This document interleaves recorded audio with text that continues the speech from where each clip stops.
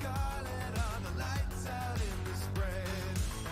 They flicker over roads ahead.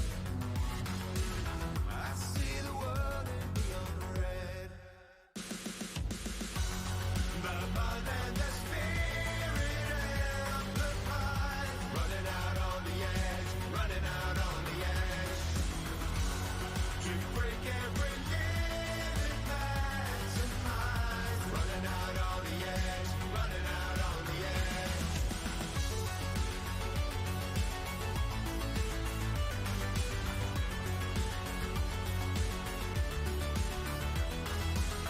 Whether by wire or spinning land, there is no techno-evolution for the dead. Psychotic dreams arise in dread. I see the world in neon red. The mind and the spirit amplified. Running out on the edge, running out on the edge. To break every limit that's in mind. Running out on the edge, running out on the edge.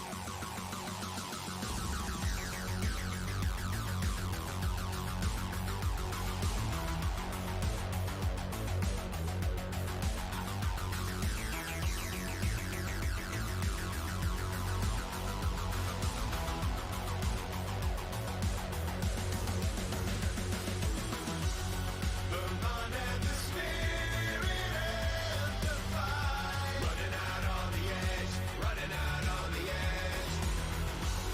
To break every limit that's in mind. Running out on the edge, running out on the edge. I see the world in neon red.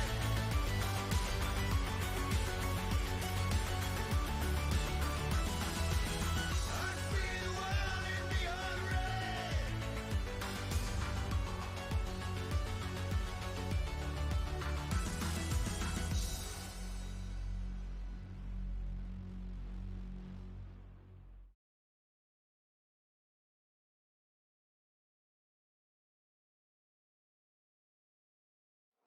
Indeed, but here we go then. Let's think about the front. His teammates starting from pole, Barry Boromand, as we get underway here for round 3 in Austria. And it's a great start for Nicolas Longuet, who's already taken the lead away from the Iranian. A switch back out of the first corner for Boromand is the hope, but he's struggling to get alongside right now. Fabrizio Donoso will have the inside line, the outside line, sorry, for the hairpin at the top of the hill. And in amongst that battle is Danny Moreno right up the rear end as well. And sweeping around the outside goes Nicolas Longuet into the lead of this race. Then following him, it's Boromand, Moreno, DiCaprio. Berezno's been able to get past Caraton at the start. He's now in 5th with Caraton in 6th.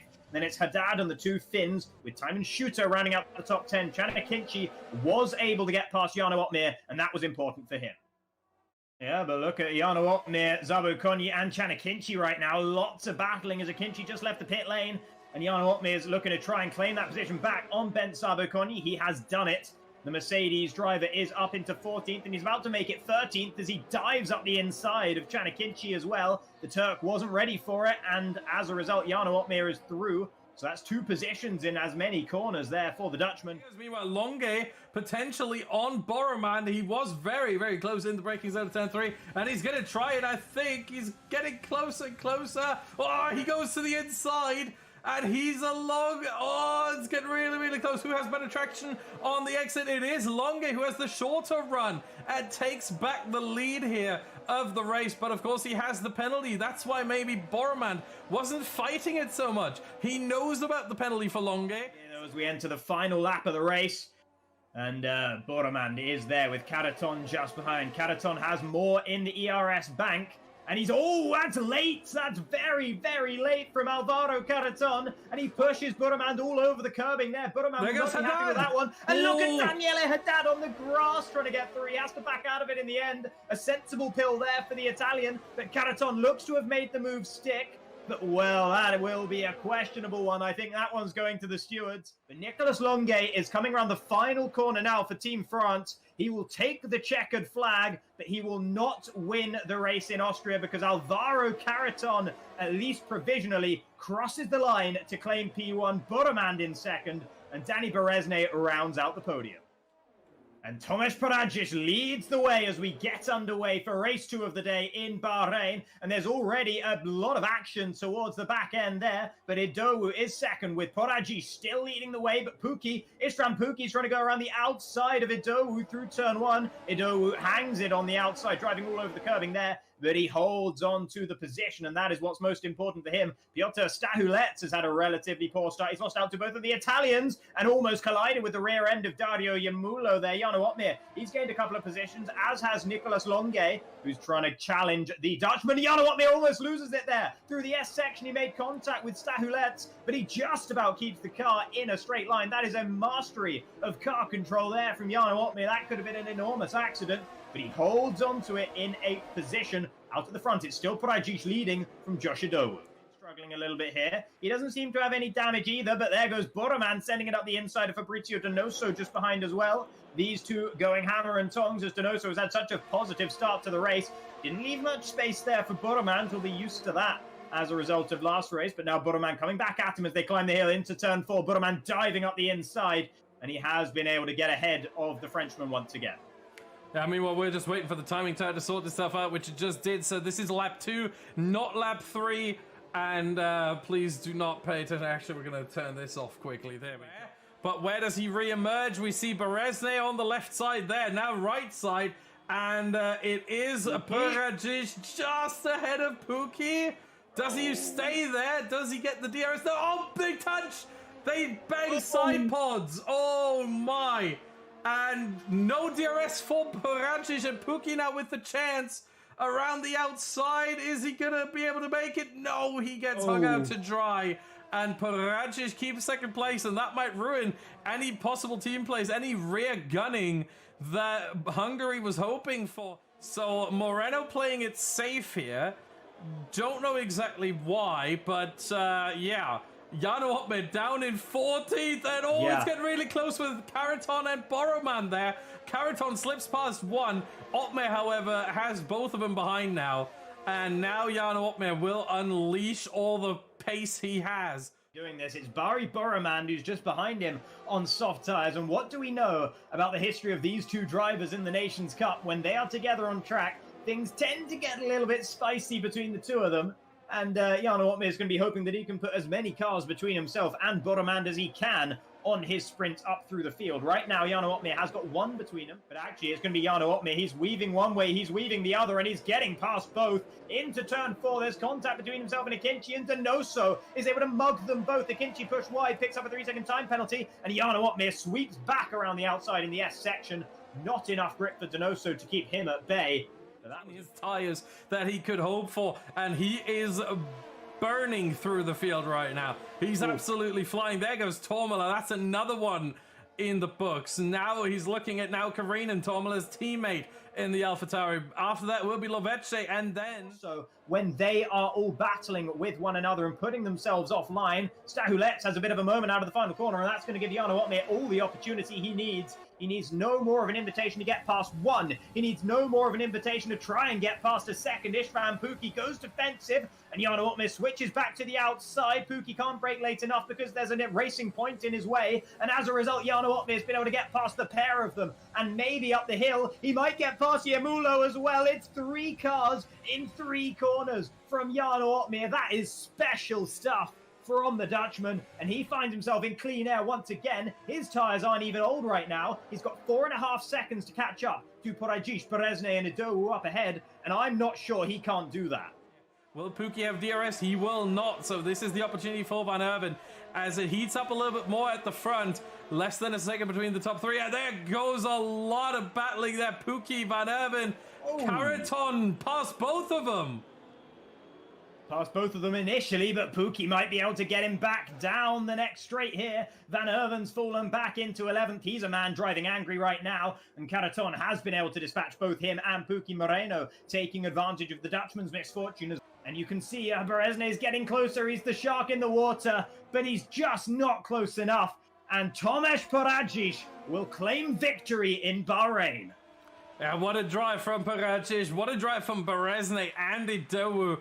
All three drivers done really, really well for themselves. I mean, look at how many positions they gained here. Berezne 10. Just remarkable from him, and Paradzic from pole position. As I said before, it's one thing to start on pole position. It's a whole different thing in a 50% race with that sort of a grid to come out the winner. So Tomasz Paradzic, take a bow. What a race, what a drive. And...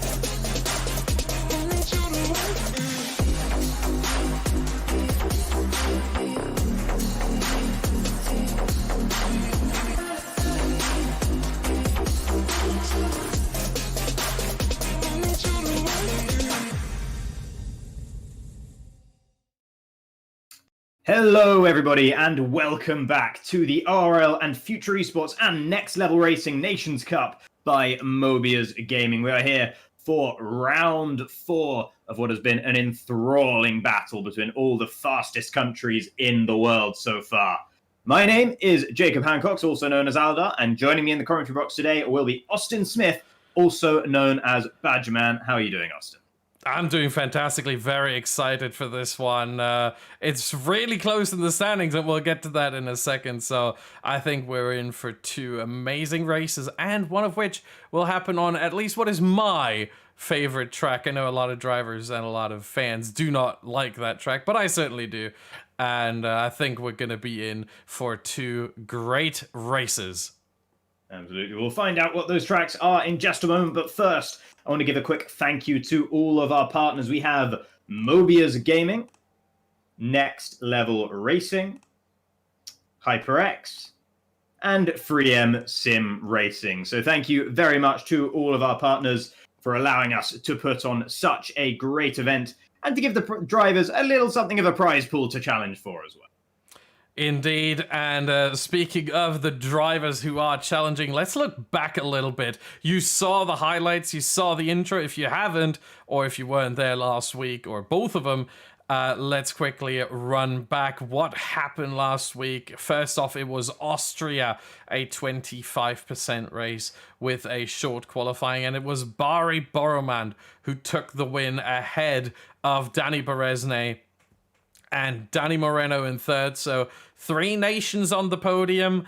That kept the points very, very even indeed. Rest of the world got 28. Spain also got 28. Hungary 25. Finland 22. Not a single driver on the podium for them, but still a very, very good points haul for the Finnish squad indeed. Netherlands a little bit further down at 17. France is 16. Italy 9. Poland 7. And a 0-0 for Turkey and Europe. We move on to the second race. That was the reverse grid 50% race, and what a thriller it was. You saw Tomasz Paradzic was the one who crossed the line in first, but a post-race penalty for crossing the pit exit white line sees him demoted to third place, and it is Danny Berezne taking the win ahead of Josh Idowu. That penalty for Paradzic in third.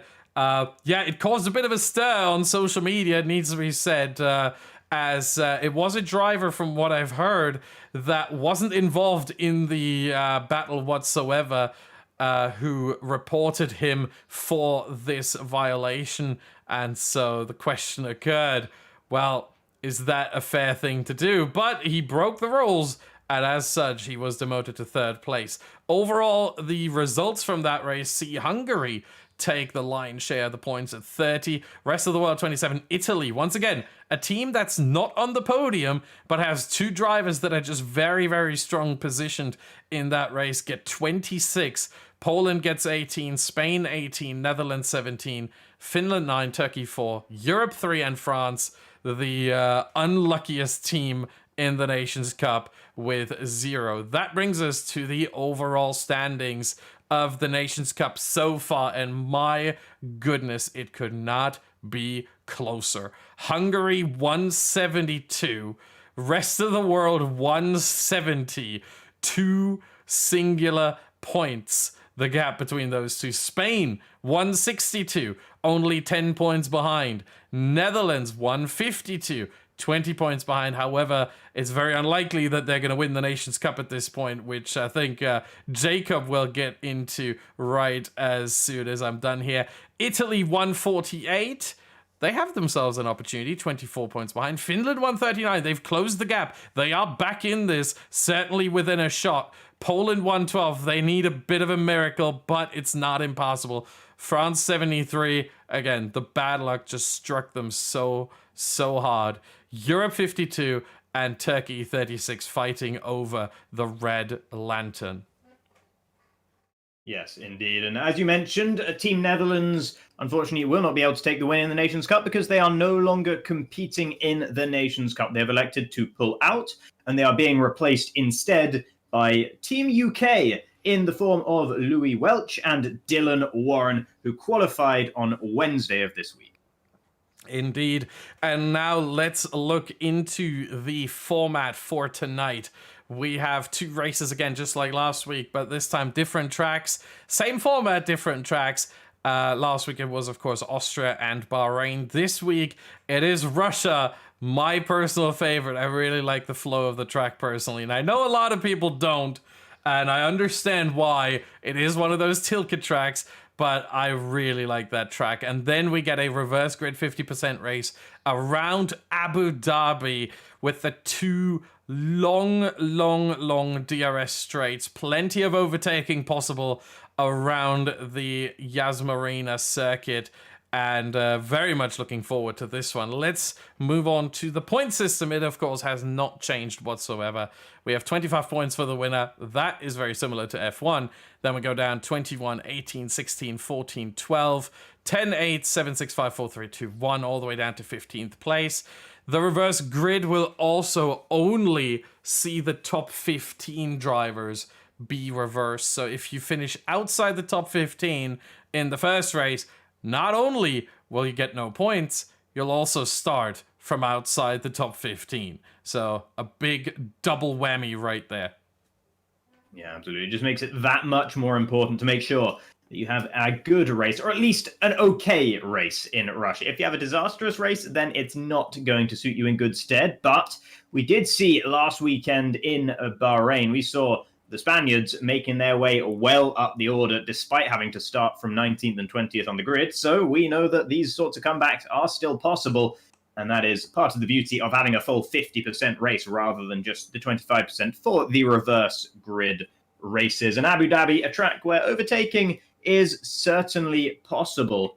And yeah, that's going to be suiting those particular drivers. But now, why don't we take a look at the lineups that we're going to have for the first race of the day. For the Hungarians, it is going to be Dani Berezne and Istvan Puki. Moving on to rest of the world, it is, of course, a very familiar lineup for them. It is Josh Idowu and Badia Boromand. Then for the Spaniards, we have Alvaro Caraton and Danny Moreno. Team Italy starts off with Alessio Di Capua and Dario Iamulo. And then for Team Finland, we have Tino Naukarinen and a new boy in the form of Juha Nieminen. Moving on to Poland, it is Piotr Stachulec and Tomasz Poracic. For Team France, it's a familiar duo of Fabrizio Donoso and Nicolas Longue. Team EU sees a new face in Ruben Pedreño and Pablo Joglar. Team Turkey also switching it up for the first time in the competition with Ulas Özyildirim still taking one of the wheels, but the other one will be filled by Alp Ozgaya. And finally, we've mentioned them already, Team UK finally stepping into the fold, replacing Team Netherlands. It is Louis Welch and Dylan Warren. So there we go. And those are our lineups for the first race of the day in Russia, the short qualifying of which we'll be getting into in just a few moments' time. Just quickly, before we head into that, Austin, who's your call for pole? I mean, that's a very, very tricky call to make. I think Danny Berezne is probably one we have to look out for. I mean, they are the leaders right now. You can't count out either of the rest of the world drivers, Boromand and Idowu. Spain has a chance as well, although they haven't usually been qualifying too well, surprisingly. So maybe they're not the ones for pole, but maybe for a better race throughout. Other than that, yeah, I mean, there are a lot of opportunities there. De Capua, I think, might be one to look out for. Paracic, certainly a name to keep an eye on. There are so many drivers that can get pole position here. It's really open to a lot of them. And with that, we will be right back and heading into the session after a couple of words from our sponsors.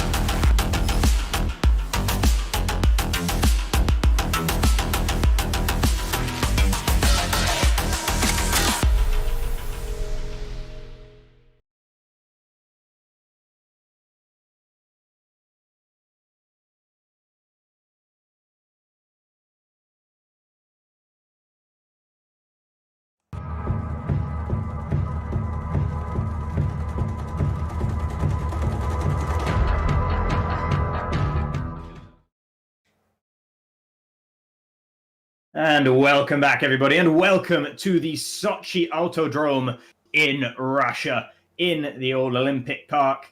And we have all the drivers out here under some very grey skies, actually, for this particular circuit, which is awash with 90-degree right and left-handers, and which Austin described as, I think, was it your absolute favourite circuit on the game?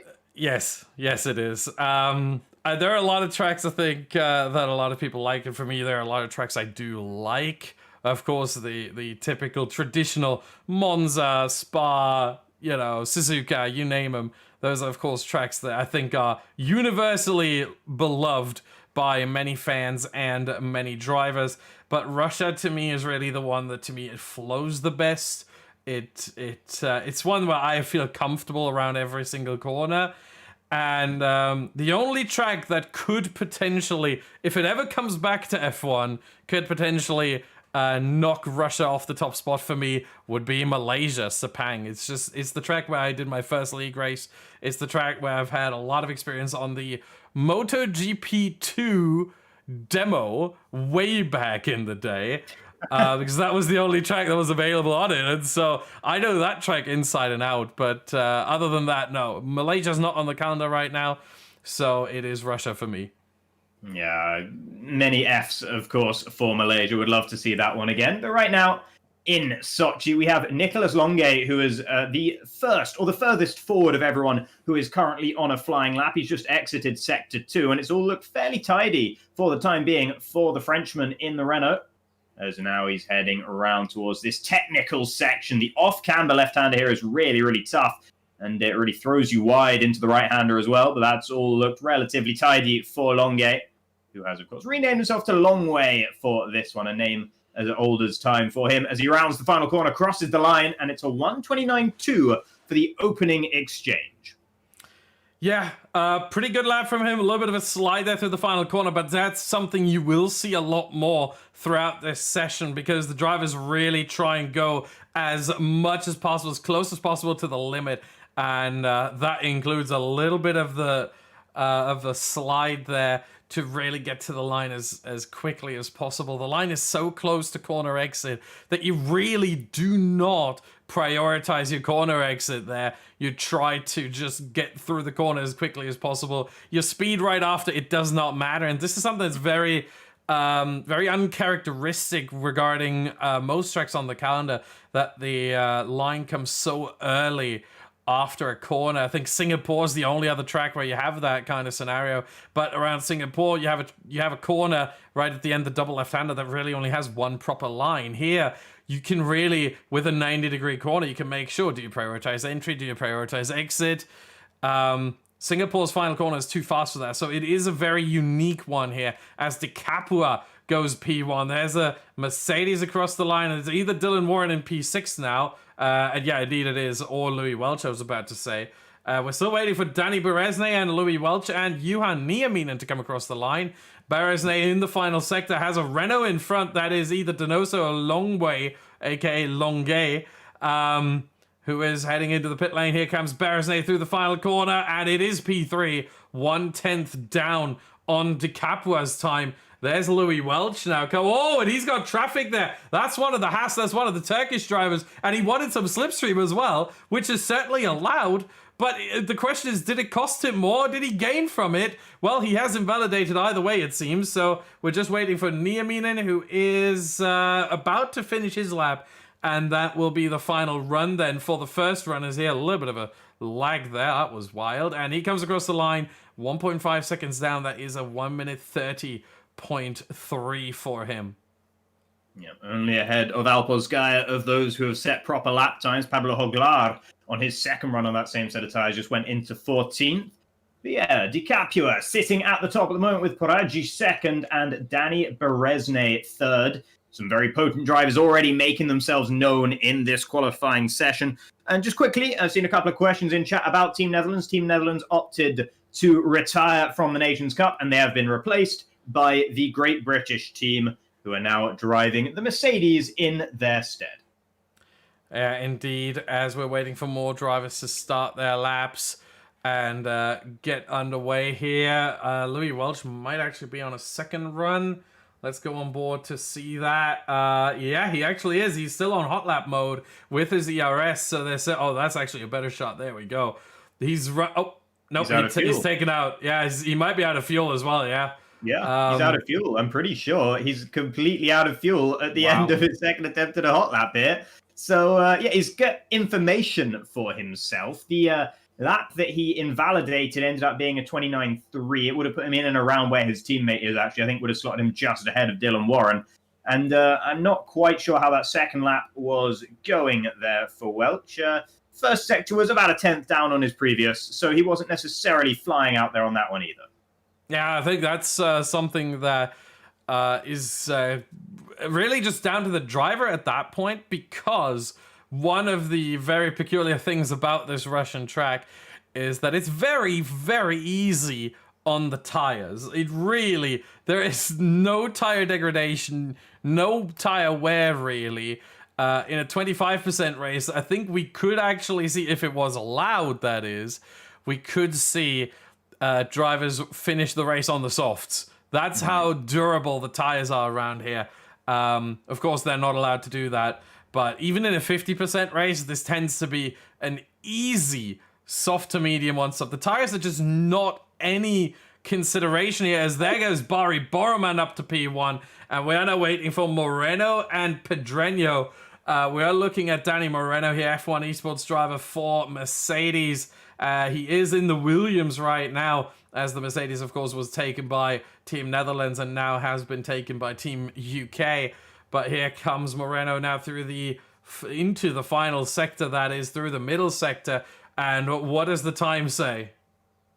It looks okay for Danny Moreno at the moment. He's about a 10th down on the very fastest middle sectors, but his first sector was pretty much exactly where it needs to be. So at the moment, we're looking at maybe somewhere in the high 28s for Moreno. Boromand, interestingly, also had a slightly slower middle sector, but his last sector was electric. So if Moreno can repeat that, then he might be going all the way to the top. And indeed, that is exactly what he does. So both Barry Boromand and Danny Moreno lose a 10th in the middle sector, but more than make it up in the final sector compared to the likes of DiCaprio and Poradzic.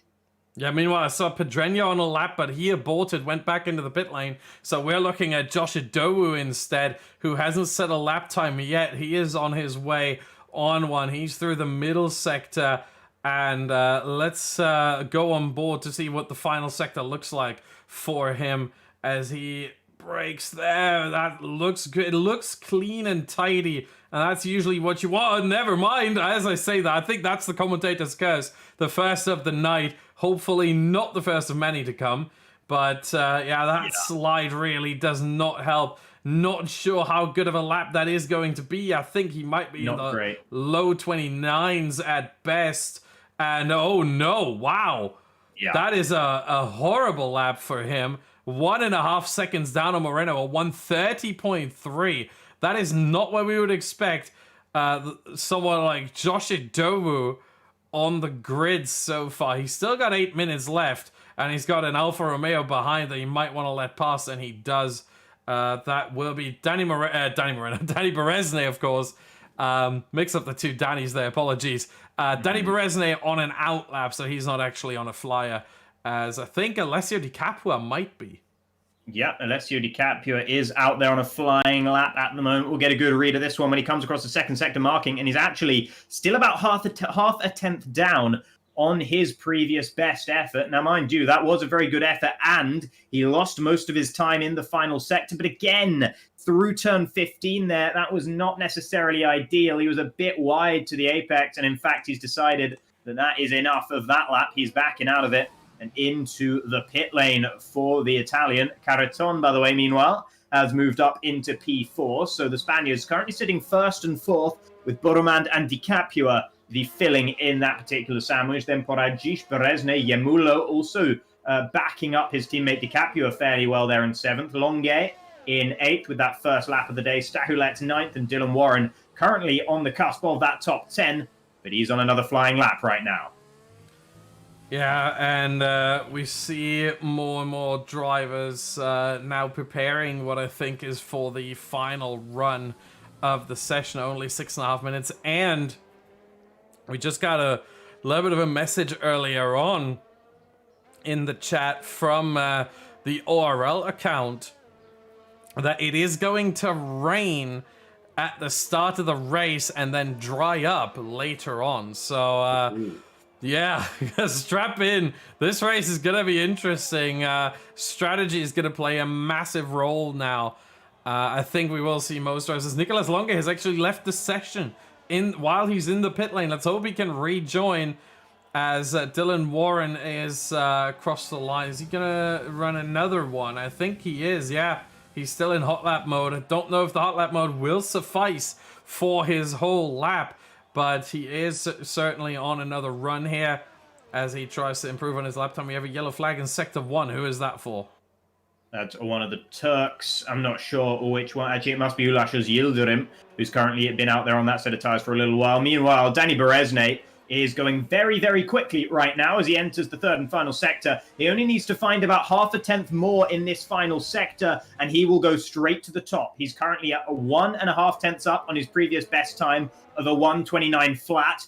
That looked okay through 15 and 16. Now turn 17. A little bit tentative perhaps, but using all the road on the exit. Now, the final corner. You don't really have to think about it too much. He crosses the line, and he lost out about a tenth in that final sector. And as a result, he only manages to elevate himself up 2 positions ahead of Alvaro Carreton and Tomasz Poradzic. But Poradzic himself is on an out lap, or on a flying lap, I should say. He's currently in Sector 1.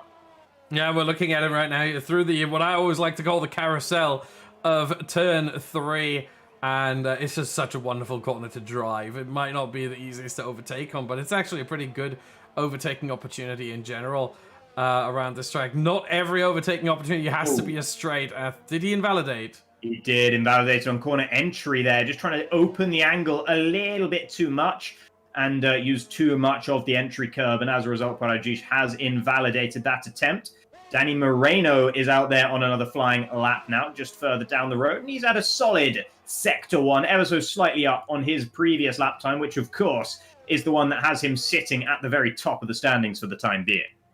Yeah, meanwhile, we get more and more questions in the chat about where is Team Netherlands. Team Netherlands, just to reiterate once more, has pulled out of the event. They are replaced now by the Team UK. We don't have any further information at this time, but Team Netherlands will not feature, unfortunately. It was their own decision. They were not kicked or anything. It was their own decision to pull out of the event. Indeed, but now, speaking of the event, let's refocus in on Danny Moreno, who's going even faster on this lap. Half a tenth is the margin between this one and his last one, but a small mistake, a fractional error through 16, means he's lost that margin. He can see that the delta's gone up, and he is straight back into the pit lane. With about 3 minutes left on the clock, he can go out for one more attempt. Who's out there on a lap right now? Pedreño has invalidated, so Josh Idowu, he's going to be the one to watch for the time being. Yeah, we are on him right now. First sector here comes through now through the middle sector of the lap, and it looks pretty good so far. Yeah, he is on hot lap mode. You can see the number 2 there on his dashboard on the left side in yellow. That is the hot lap mode on his ERS. That's usually a good indicator as to know whether the driver is on a flying lap or not, as he now finishes or is about to finish the second sector. And yeah, it looks good so far. It looks very much to the edges of the track, maximizing track limits as much as he is allowed to. What does the second sector split say? It's okay. It's not massively fast. He's 3/10 up on his previous best time, which sounds like a lot, but he's still on track to only slot in 12th, 13th, somewhere like that, depending on how this final sector goes. The first sector is still 2 full tenths off the pace, and everyone is running 32.4s through there. As he crosses the line, he improves by 7/10 of a second, and that's only good enough to move him into 15th. And this is something we saw last weekend from Josh Idowu as well. Didn't perform well in qualifying in Austria, managed to get himself, I think, onto second on the reverse grid, and then as a result had a cracking race in Bahrain. And maybe, just maybe, that might be playing in the back of his mind. Maybe he's put in a lot of practice at Abu Dhabi and just decided not to practice Russia because he knows that he could potentially just try and make a reverse grid race work for him instead. Yeah, I think seeing him in P15 exactly right now has me thinking a little bit. Maybe he's sandbagging deliberately to get that P15 in the race or get a really low position in the race and get himself a couple of points rather than trying to overtake everyone in the second race and having to work his way through the field. Bahrain and Abu Dhabi are certainly 2 very different tracks when it comes to that. Josh Idowu has actually retired in P15. I mean, his lap is basically over. His qualifying is basically over anyway, as a lot of cars are now on their outlap. In fact, everyone except Idowu and Longe are either on the outlap or on a flyer.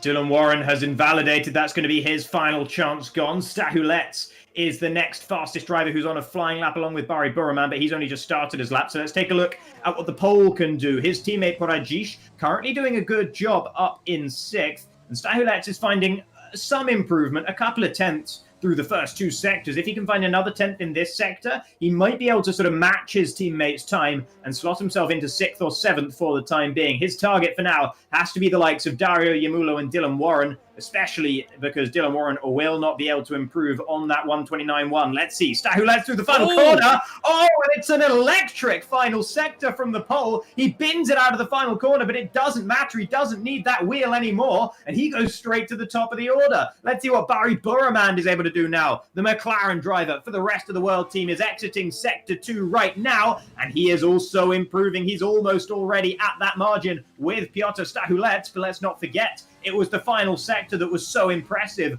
for the pole's current provisional pole lap time, as Barry heads through turn 16, tight to the apex, using the road on the exit, not bumping the wall. That'll look pretty clean from the Iranian. The penultimate corner, all okay. Now the final corner, will he light up the rears as we saw Stahulets do? He will. Oh, and he takes it by a comfortable margin.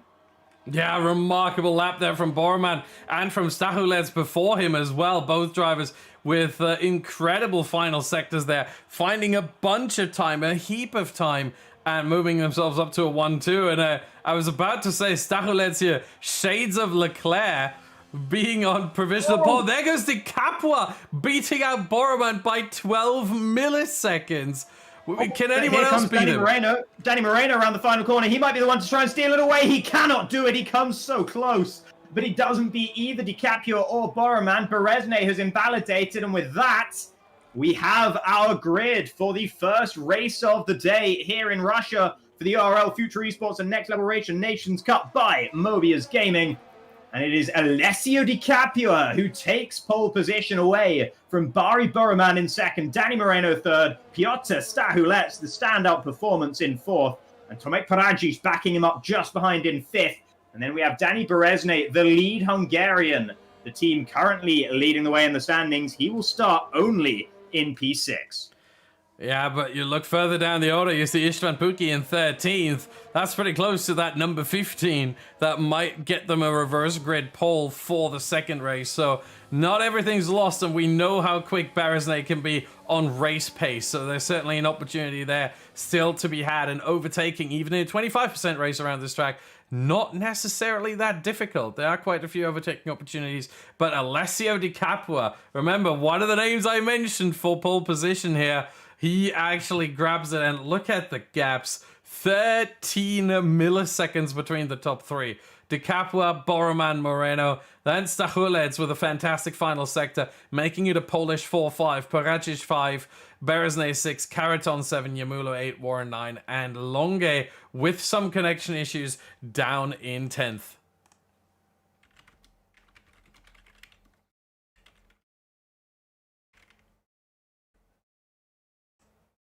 As we have the rain. Yeah, we have the rain. It is pouring down, and that is going to make things very interesting for the drivers, as we'll be right back as soon as the drivers are in the session on the Formation Lab. We'll be back, but a couple more words from our sponsors.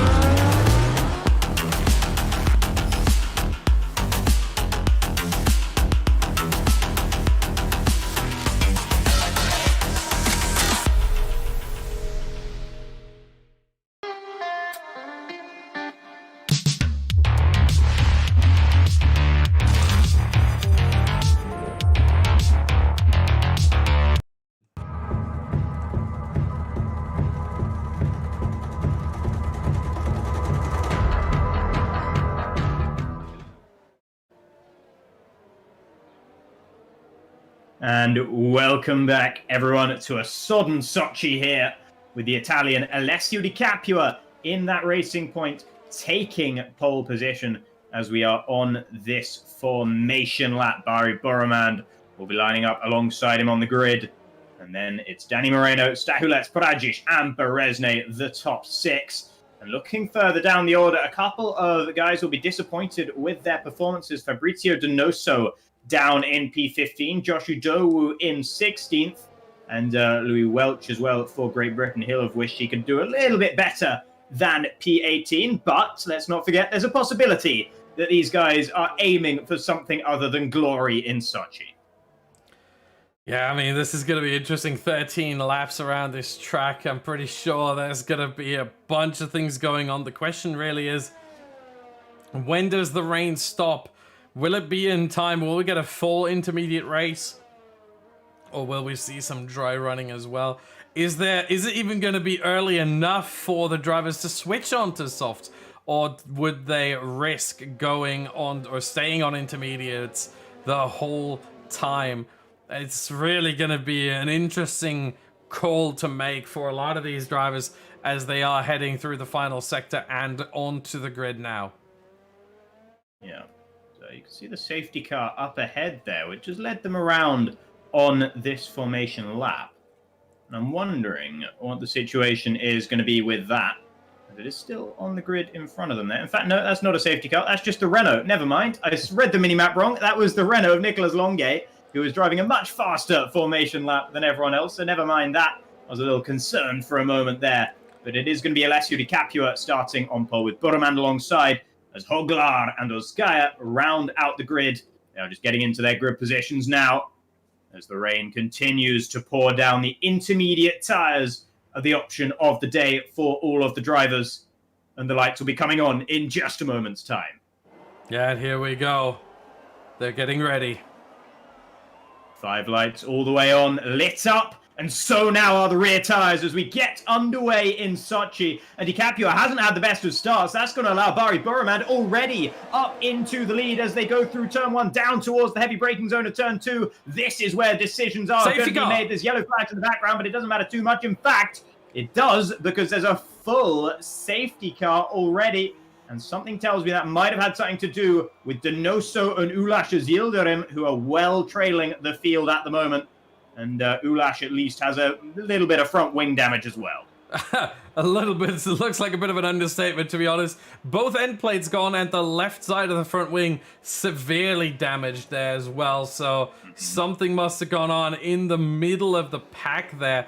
And I mean, look at the gains that some of the drivers have made, especially Louis Welch. What a start. I mean, we know he's on a gamepad, whereas most of these drivers are on a wheel. And we hear a lot on the social medias, especially about pad traction being OP. But that takes it to a whole new level. And yeah, look at Donoso's car, meanwhile. That front of the car, that front wing has been completely torn off.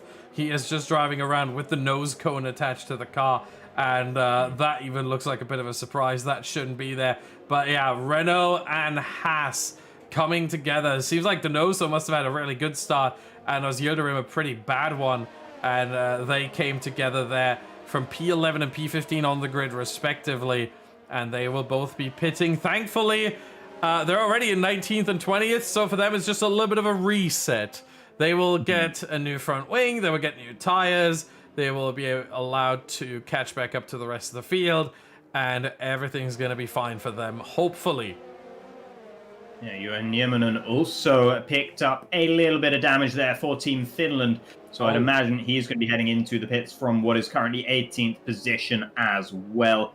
And is that Ido losing a position? No, that's going to be... Oh, okay. So Tino Naukarinen also into the pit. So both Finnish drivers have been forced to pit for front wing damage, as well as both Renaults and Pablo Hoglar and Ulash Yildirim. So several drivers feeling the need to change. In fact, it's not just front wings. Pablo Hoglar, he's gone for a set of soft tires here. This is no wing damage whatsoever for the Ferrari. That's a pure strategy call, hoping that the rain is going to dry up under this safety car period. Yeah, that's a bold call from Hoglar. But you know what? If you're down as far as he was, why not try? What's the worst that can happen? He was out of the points already. He's out of the points now as it stands in 16th. As, okay, now things are shaking up a little bit, but that's because of a little bit of a glitch there.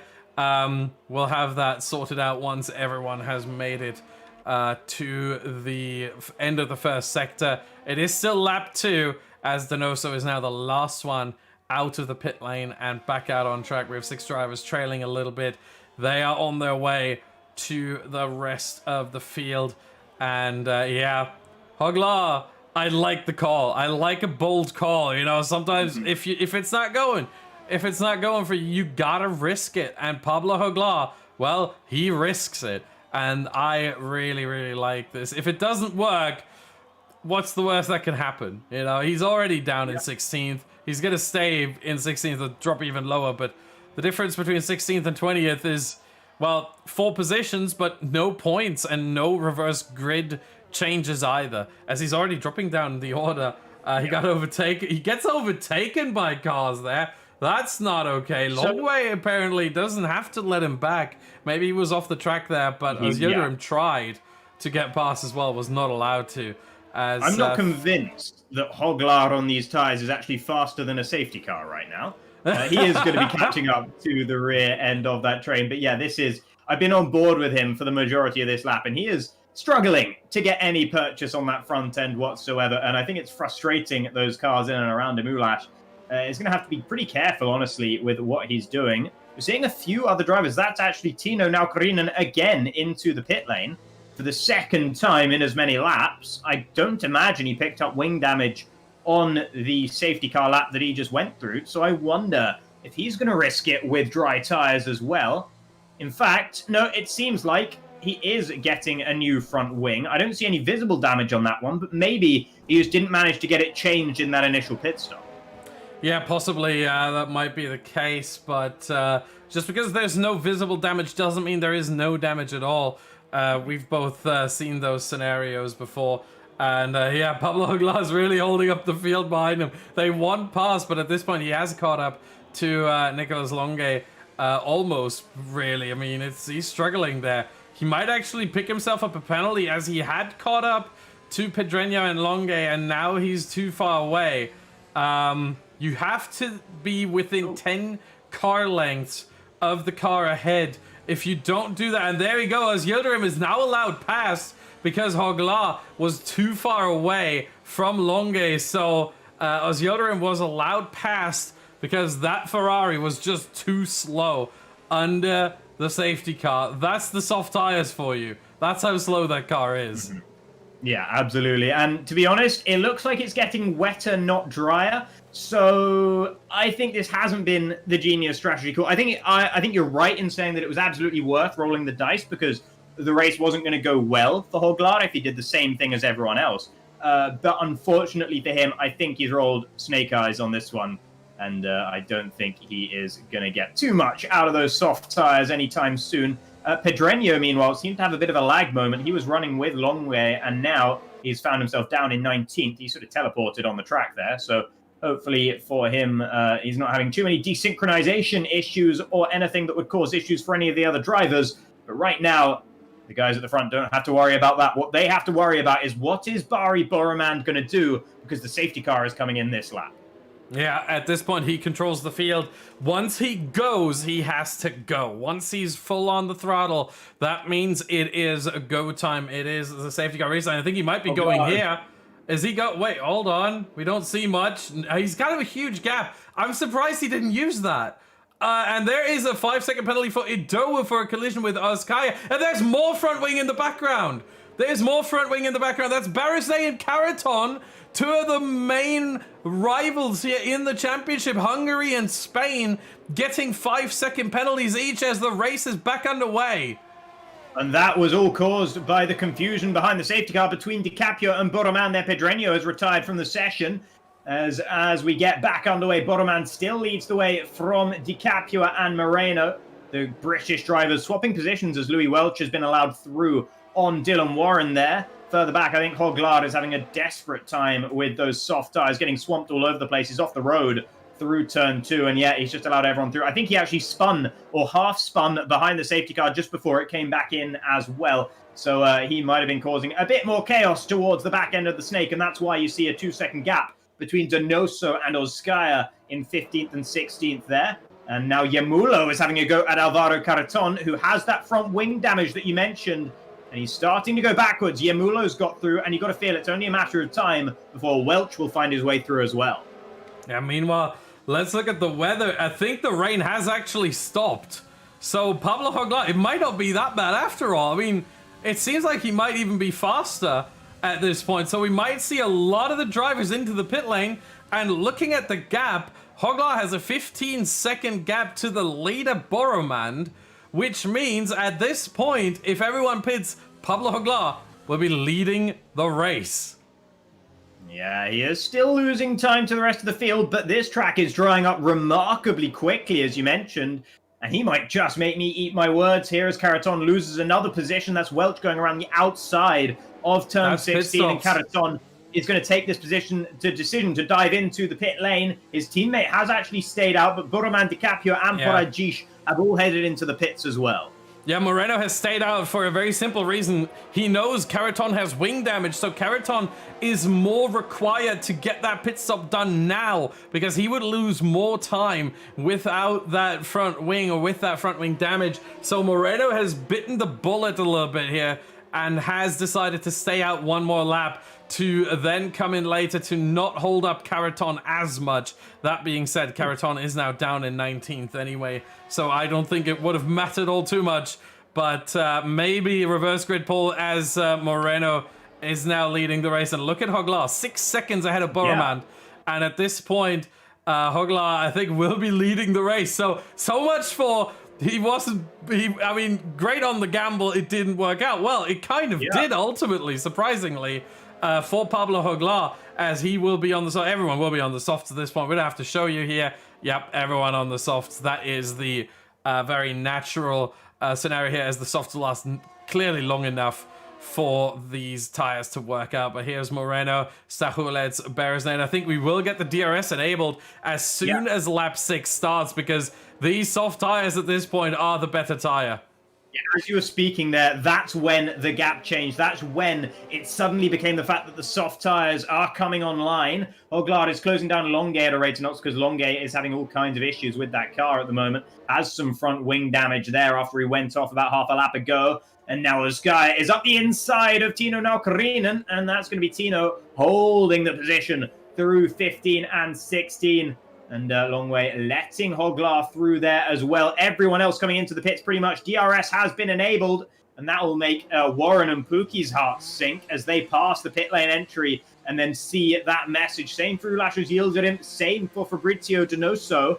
But it's fantastic news for Pablo Hoglar, who is about to take what is de facto the race lead, and by a very comfortable margin indeed.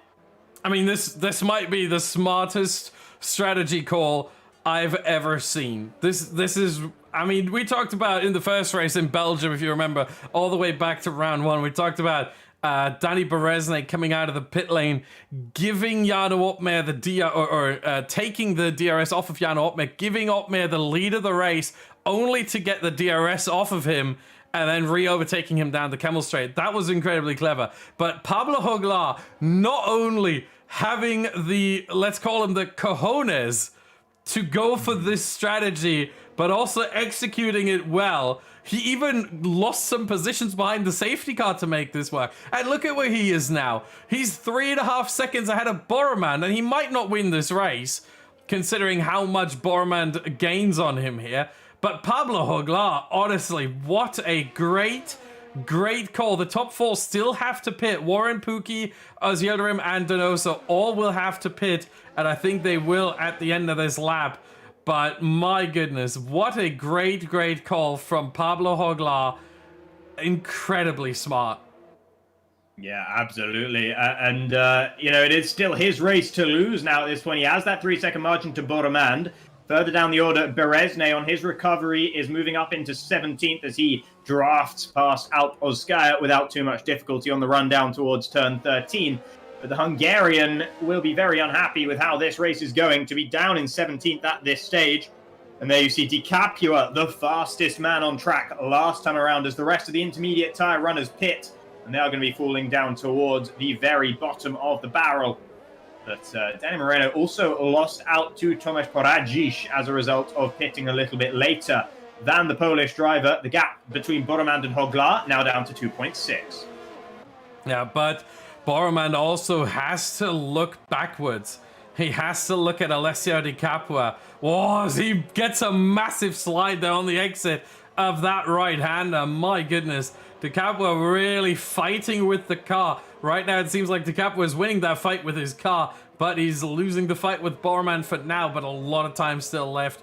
And for Boromand, this is going to be really interesting. How much defending does he have to do? It might be that Di Capua involuntarily becomes the rear gunner for Hoglar, becomes sort of the assist giver for Pablo Hoglar, as he is forcing Boromand to defend. Here he comes with the DRS. Di Capua on Boromand over P2. He's not close enough to get that move done just yet, but these two are chasing each other through the Olympic Park in Sochi. Ewan Niemanen's just allowed his teammate Tino Naukarinen through, and he's not allowed Dylan Warren through, but Dylan might just take the invitation regardless as he gets the switch back through turn 14. That gives him the inside line for 15, and as a result, he's up and ahead of Niemanen, and that makes it 3 positions that the Finn has lost in the matter of this lap. Yemulo got him into turn 4.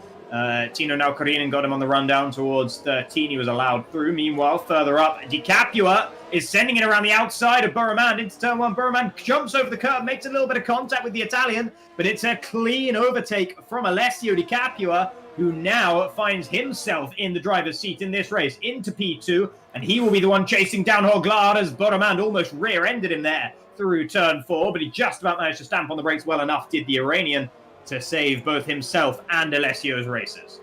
That was a huge moment there for Boromand. Almost lost a bit of front wing on the rear of Di Capua. That was incredibly dangerous as Paracic almost loses the back end there out of that right-hander. My goodness. These drivers are really pushing each other and themselves quite hard as Di Capua with a great overtake into turn 2. Round the outside, not the easiest to pull off. It is a corner that obviously comes back for that left-hander of turn 3. And so you have to really be brave to get that move done. And Di Capua just pulled it off perfectly. And Boromand almost losing part of his front wing there. The question really becomes now, can Pablo Hoglar somehow hold on to this race lead? The gap is down to under 1.5. I think we might see some DRS action soon here with Di Capua on Hoglar. The gap between the tires, just to quickly put that up here, is 3 laps. And that, remember, tire difference, or tires don't make that much of a difference, but it still is a difference if you have 3 laps fresher tires. So Di Capua with a big chance is, look at that. Fastest laps just coming in by the second here. Donoso 33.3. I think that's the last one. Zalonge has a penalty, and I think he may have disconnected. He's not actually in charge of his car. Di Capua now under a second. So DRS down the back straight, and another slide for the racing point there of Alessio Di Capua. Yeah, Alessio does tend to be right on the limit of control in a sort of dance with the death of the racing point there. But he's just about holding on to it, and he makes it very, very fast in the process as he hunts down Pablo Hoglar for the race lead. Barry Boromand not too far adrift, still there in third. He'll still be thinking that he is in with a shout of winning this race, but Alessio has actually used quite a lot of his battery charge to ensure that Boromand wouldn't get another go at him while he didn't have DRS on Hoglar. Now that he has DRS on the Spaniard, I imagine the idea will be just to sit behind him, farm up the electrical energy once again, and hopefully the DRS will prevent Boromand from getting an opportunity to slide back up into second. But with the amount of overspeed that Di Capua has on Hoglar at the moment, he might just want to overtake him as quick as possible. We'll see what the decision is going to be for the Italian here as he exits the final corner. And he has that overtake button pressed. He's looking to go for the move on Hoglar here. Jumps back out of overtake mode, but the opportunity is going to be provided as he has the outside line for turn 1. He doesn't want to take it. He allows Hoglar to brake later than himself, but now Hoglar made a meal of the exit of turn 2. Now through turn 3 around the outside goes Alessio Di Capua, but again, he doesn't want to make the move, and now he has to worry about Barry Boromand. He's once again struggling to hold on to that racing point, and as a result, Barry Boromand will be back up alongside him through the next corner as well. They go, and Di Capua forces Boromand to try and get the throttle down on the curbing. Boromand could not do so, and as a result, Di Capua holds on to second, and that could have got very, very hairy for him. He did not want to pass Hoglar, but he almost had to out of necessity. Yeah, I think at this point it's probably better to pass him because you can clearly see the pace difference between Hoglar and all those drivers behind him. So you have to go for that move, and here he goes to Capua round the outside. Oh, 3 wide. Oh, that's always what's going to happen there. Paracic into the lead, Moreno second, Stahulec third, they all go off. What is going on here? That was incredible, and not in the good way, as Di Capua and Boromand sandwiched Hoglar into the braking zone. Hoglar was left with nowhere to go, couldn't get out of the situation. I think all cars might have avoided any front wing damage, which is great news for them. But yeah, they could have definitely done without that. They lose track positions, and I tell you what, any Polish fans will be very, very happy at the moment with Paracic being gifted the race lead. Stahulec is looking to secure a podium. Danny Moreno, though, he's the fly in the ointment right now, and Team Spain will be looking at another win. I mean, that is remarkable. I've never seen this before. 3 cars into that braking zone, and then they just come together, squeeze each other so much that they just tangle up and just slide straight on. Never seen that before. Now the question is, can Tomasz Paradzic finally hold on to his first victory? He got one taken away in Bahrain after crossing the pit exit white line. This one, well, we don't know if he did the same thing again, but I mean, you know, fool me once, you know how that saying goes. I don't think Paradzic would make the same mistake again. And so at this point, Tomasz Paradzic leads the way, but he's got Danny Moreno behind him. And I think the Polish drivers might be talking about a little bit of a team play here. If they can, Stachulec putting Moreno under pressure, making him defend a little bit, might help Paradzic in the long run. But at the same time, maybe thinking about how long the main straight is and the run to turn 2, what if Paradzic just lets him by and then tries to hold up with him, tries to stay with Moreno, and then gets him back on the final lap? That is the question. Will he try that, or will he rather defend? It looks like Moreno is not... Oh, I was about to say Moreno's not interested in going for the move. And at first it looked like he wasn't, then it looked like he was, and now it looks like he wasn't again. Yeah, I tell you what, though, this race is Danny Moreno's right now, if things stay as they are. Paradzic has 33%. Danny Moreno has 83% in terms of the battery charge, the amount of electrical energy available to these drivers. Stachulec just behind has 17 right now. So Danny Moreno absolutely can take this race win when he wants it. Although Longuet has been disqualified from the session. They're not exactly sure what happened to the Frenchman in the Renault. But nevertheless, that will not matter for our front runners. Only yellows in Sector 1 and 2, and I think that's going to be Idowu and Berezhny who are maybe battling there through Turn 5. Idowu holding on to P12 for the time being, but Berezhny has been on a slow and steady climb back up through the field. He's managed to get past Karaton and Niemanen at some point, and now Idowu is the next one on his list. And for the Hungarian fans, it's a disappointing race here in Russia, 11th and 13th, but let's not forget that will put them in very good positions on the reverse grid once we get to Abu Dhabi, as Berezhny looks to have dispatched Idowu into turn 13. Yeah, great overtake there from Berezhny with the DRS around the outside, and Idowu didn't really fight this too much. He was just willing to accept his fate here and take P13. As, yeah, here we go, Moreno on Paradzic for the lead and potentially the win. Paradzic goes super defensive. Moreno around the outside. We saw this work before, but not this time. But he gets the switch. Oh, they touched their front wing on. There's front wing on. Whose is it? Is it Moreno's or Paradzic? They collide again. I think that is Moreno's. And indeed, it is the right side end plate of Danny Moreno's car is gone. And that might open up the opportunity for Paradzic to take that position back on the other DRS straight. Maybe on another move here through the little bit twistier sections. But that might also be a penalty coming Paradzic's way, potentially. We're not going to make that decision, but that will land on the steward's table, and we will keep you updated on what's happening there by next week, next Sunday. We will have more information on that for you. But right now, Paradzic, I think he's a little bit too far away for the move. Maybe not. Bormand as well on Stachulec, indeed. He goes for it. I think Paradzic is not there. There is Bormand, and almost loses it there. But he is there, and Welch and Hoglar are battling, and they're going back and forth. My goodness.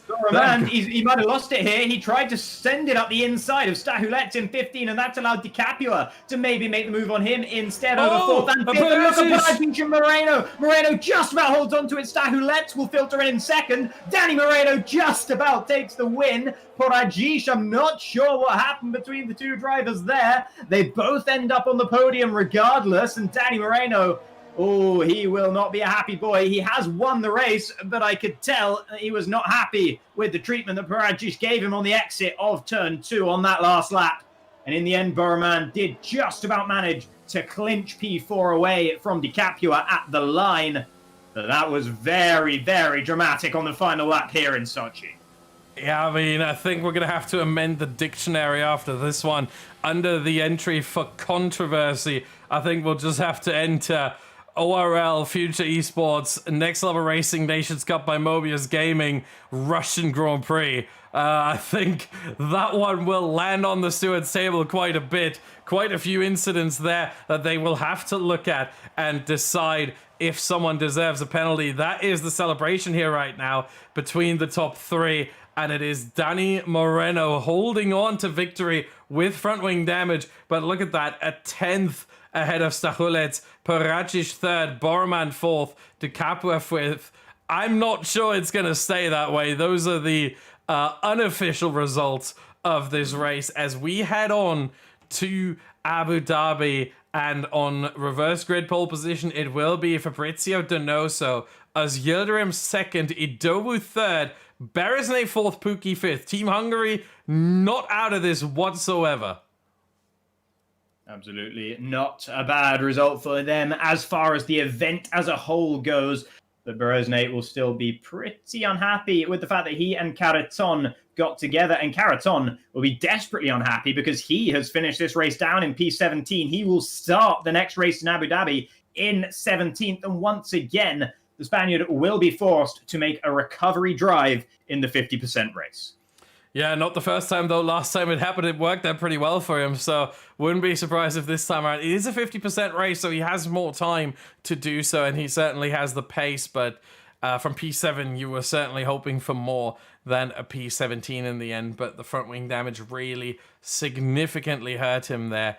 As we are taking a quick break. We'll be right back with the 50% race from Abu Dhabi, the second race of the evening, right after some more words from our partners.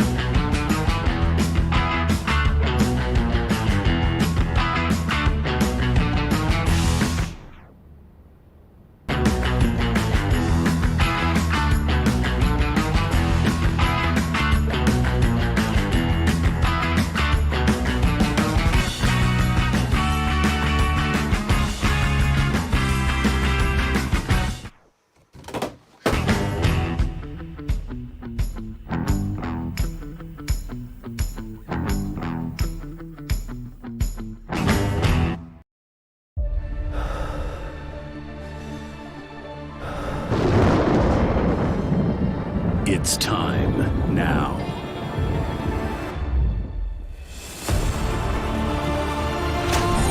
Your blood is burning.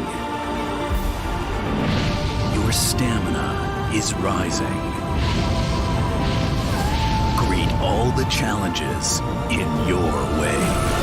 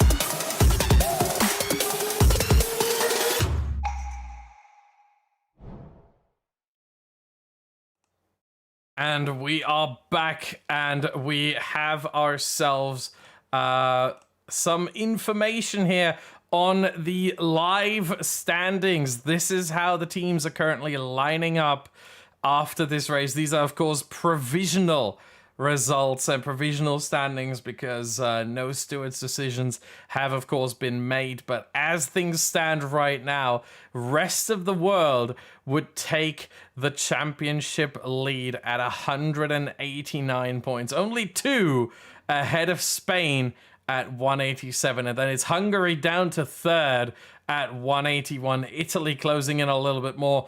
They are at 170 right now. Poland and Finland. Poland actually doing incredibly well now. They've moved in and overtook Finland there. 151 for Poland, 145 for Finland. But none of these teams are out yet. Then we have France in 7th with 74. Europe in 8th with 64. Turkey in 9th with 38. And finally, Great Britain getting their first 17 points of the event. As, of course, they have only...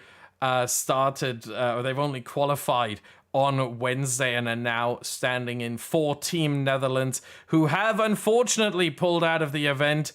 They were not kicked or anything or removed from the event. They, on their own accord, have decided to leave the event and retire early. So for all of you who have missed that, we will repeat that once again. We'll probably repeat it once or twice more throughout the stream as there are more and more people coming in asking what's going on with Team Netherlands. Where are they? What's going on? But yeah, that is the situation. But rest of the world, Spain and Hungary, we're talking 8 points between those 3. And even then, Italy, Poland, Finland, not too far away either. Yeah, absolutely. It's still looking good in the standings as well for Team Hungary, because they would have been worried with 11th and 12th. I think that last race ended up as for them. It could have been concerning. You could have seen the likes of rest of the world and Spain absolutely just leapfrog them by a huge margin. Not really the case. Only 6 points to Spain and 8 to rest of the world. That's all that Hungary has to make up right now. And they are in a very solid position when it comes to the grid slots here in Abu Dhabi for the race we are about to bring you. So the Hungarians, they're going to be feeling relatively okay with how that went. They'll be glad that a lot of the points went the way of Poland and Italy, 2 teams that aren't necessarily right up there at the very top of the championship. Yeah, but they have to be worried as well. The more cars you invite into this, the more, generally in racing, the more cars you invite to a fight, the more likely is it that you can also fall down the order as well. And the same is true with these teams here. I mean, for all we know, Finland can still win this. Finland is still very much in this, 44 points down. P1 and P2 give you 46. So that would put them right in there. If Naukarinen and Nieminen can make this a fantastic race around Abu Dhabi, anything is possible. Yeah, absolutely. And anything being possible is one of the old adages about Formula One racing in general. And we almost saw anything being possible with Pablo Joglar. He did manage to finish 6th last time out after that genius strategy call to go onto the slick tires when it was still very, very damp on circuit indeed. But the rain dried up so very quickly and worked out pretty well for him in the end. Yeah, unfortunately, he got swamped a little bit too much there by Barry Boromand and who was the other driver? I forgot.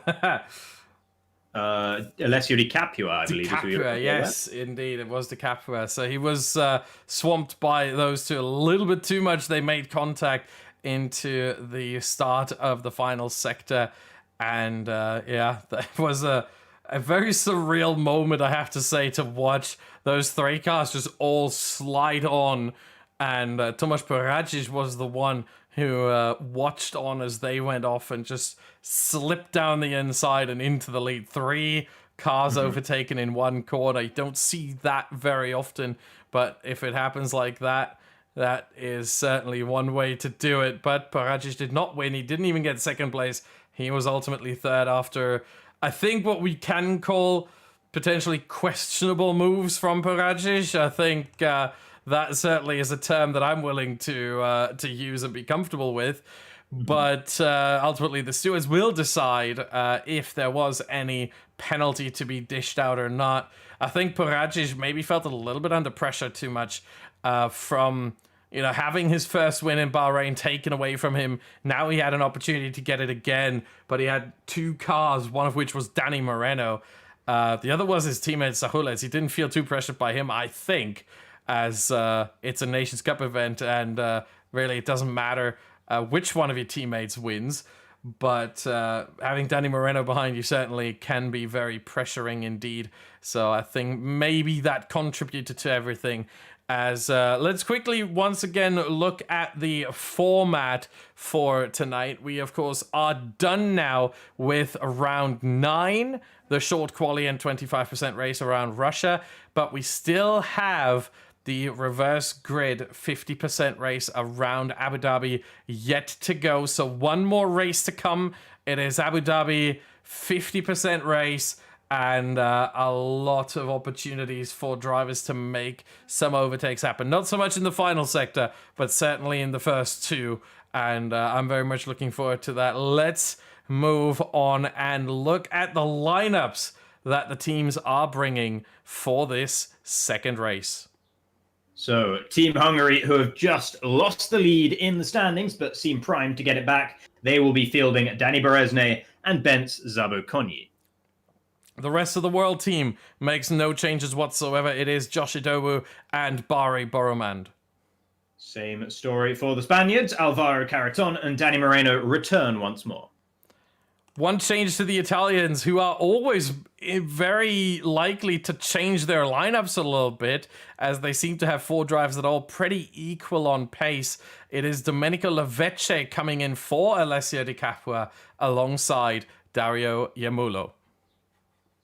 And then for Team Finland, it's going to be Tino Naukarinen as ever, but alongside him will be the return of Johan Nieminen, who we saw in the first race today as well. Poland also making a change. Tomasz Poradzic is done for the day. He will be replaced by Patrick Kruti alongside Piotr Stachulic. Team France will be fielding Fabrizio Donoso and Nicolas Longue as per usual. The EU team brings Ruben Pedreño and Pablo Joglar once more. Team Turkey are fielding another new driver in the form of Salih Erenkuroglu, alongside the ever-present Ulaş Özyıldırım. And finally, for Team UK, no changes as they only have 2 drivers as of right now. It will be Louis Welch and Dylan Warren. And I will say a quick note to add to that. I believe Team Europe has gone for an 11th hour substitution here after Ruben Pedreño was struggling with connection issues in that first race. He has been replaced by Ruben Vallejo instead. Yeah, so he's making his return. From what we heard, two of the drivers of Team Europe, and if I remember correctly, Ruben Vallejo was not one of them. It was Jorge Alberola and Samuel Valentin, who were basically done with the game and were just looking forward to F1 2021. So they kind of retired from F1 2020, not generally from F1, just this game. But Ruben Vallejo now coming back in after, at least it was told to me that he wasn't going to have enough time to make it for the event. At least he is coming in for the second race here, and he is of course allowed to participate as he is one of the members of Team Europe. As we have all 20 drivers in the lobby right now, they are readying up, so we're about to get underway. Let's quickly look at the track layout. It is the Yas Marina circuit, 5.554 kilometers long. And I mean, it looks a little bit like a handgun, not gonna lie, but it is an interesting track. It has the two long DRS straights in the middle sector, middle to final sector, kind of, and yeah, it gives a lot of opportunity there to overtake. Also, the main straight, possibly an overtaking opportunity if you so choose. And then the run towards turn 5, 6, and 7 right before the first of the two DRS straights, maybe also an opportunity. Important to note here, this is the only track on the calendar with, I think, what you can call an underground pit exit, as the pit exit slides under the track and then re-emerges on the outside of turn 3. For my money, I think that's my favorite part of the circuit. And I don't dislike the circuit as much as some other people do, but I just really like that underground pit exit. I think that's really cool. And also, I like pit exits that challenge the drivers a little bit. There are some where you just gun it straight out, but this one, you have a braking zone. You have to think. If you get it wrong, you're in the wall. You've got front wing damage. You have to go straight back through again. And if you get it wrong again, then obviously the race isn't going to be going too well for you. But yeah, I think it's a nice little interesting challenge, and it provides a really nice visual as well to see the cars sort of, trying to understand where they're going to be. It's not so obvious which one is going to be ahead. If one car's going through turn 1 and the other is underground directly beneath that car, sometimes they can be side by side through turn 3. Yeah, it is certainly challenging to get right and challenging to navigate correctly, and as you mentioned, challenging to guess as well who is going to be ahead. Thankfully, we have a little bit of a track database to our disposal, and the pit lap or a pit lane loss, including entry and exit here around the Yas Marina circuit, ends up being around 20 seconds. So that's the time lost in the pit lane as the drivers make their pit stops. And of course, in a 50% race, just like in 25% races, they have to make at least one.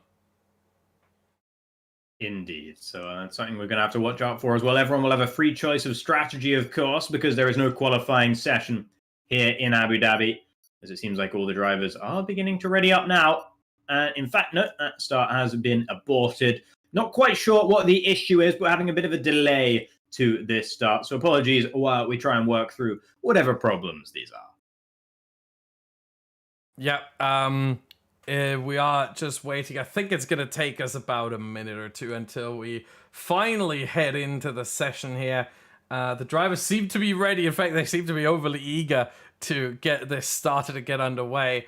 But yeah, just another quick moment. And I think we'll use this moment to have you guys hear once more from our sponsors.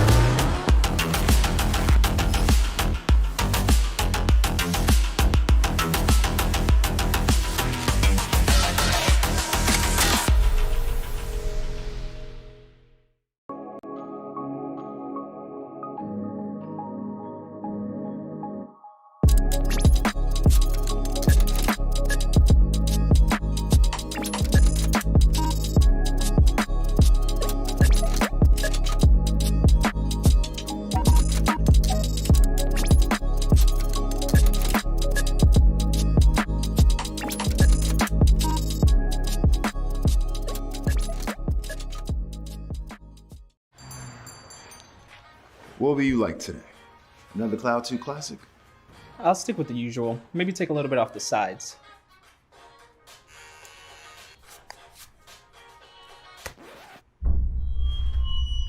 Oh, that's fresh. The HyperX Cloud 2 Wireless. Legendary comfort goes wireless. Hey, watch your head.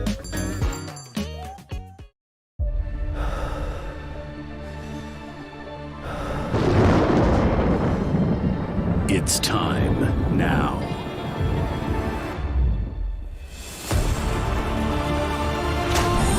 Your blood is burning. Your stamina is rising. Greet all the challenges in your way.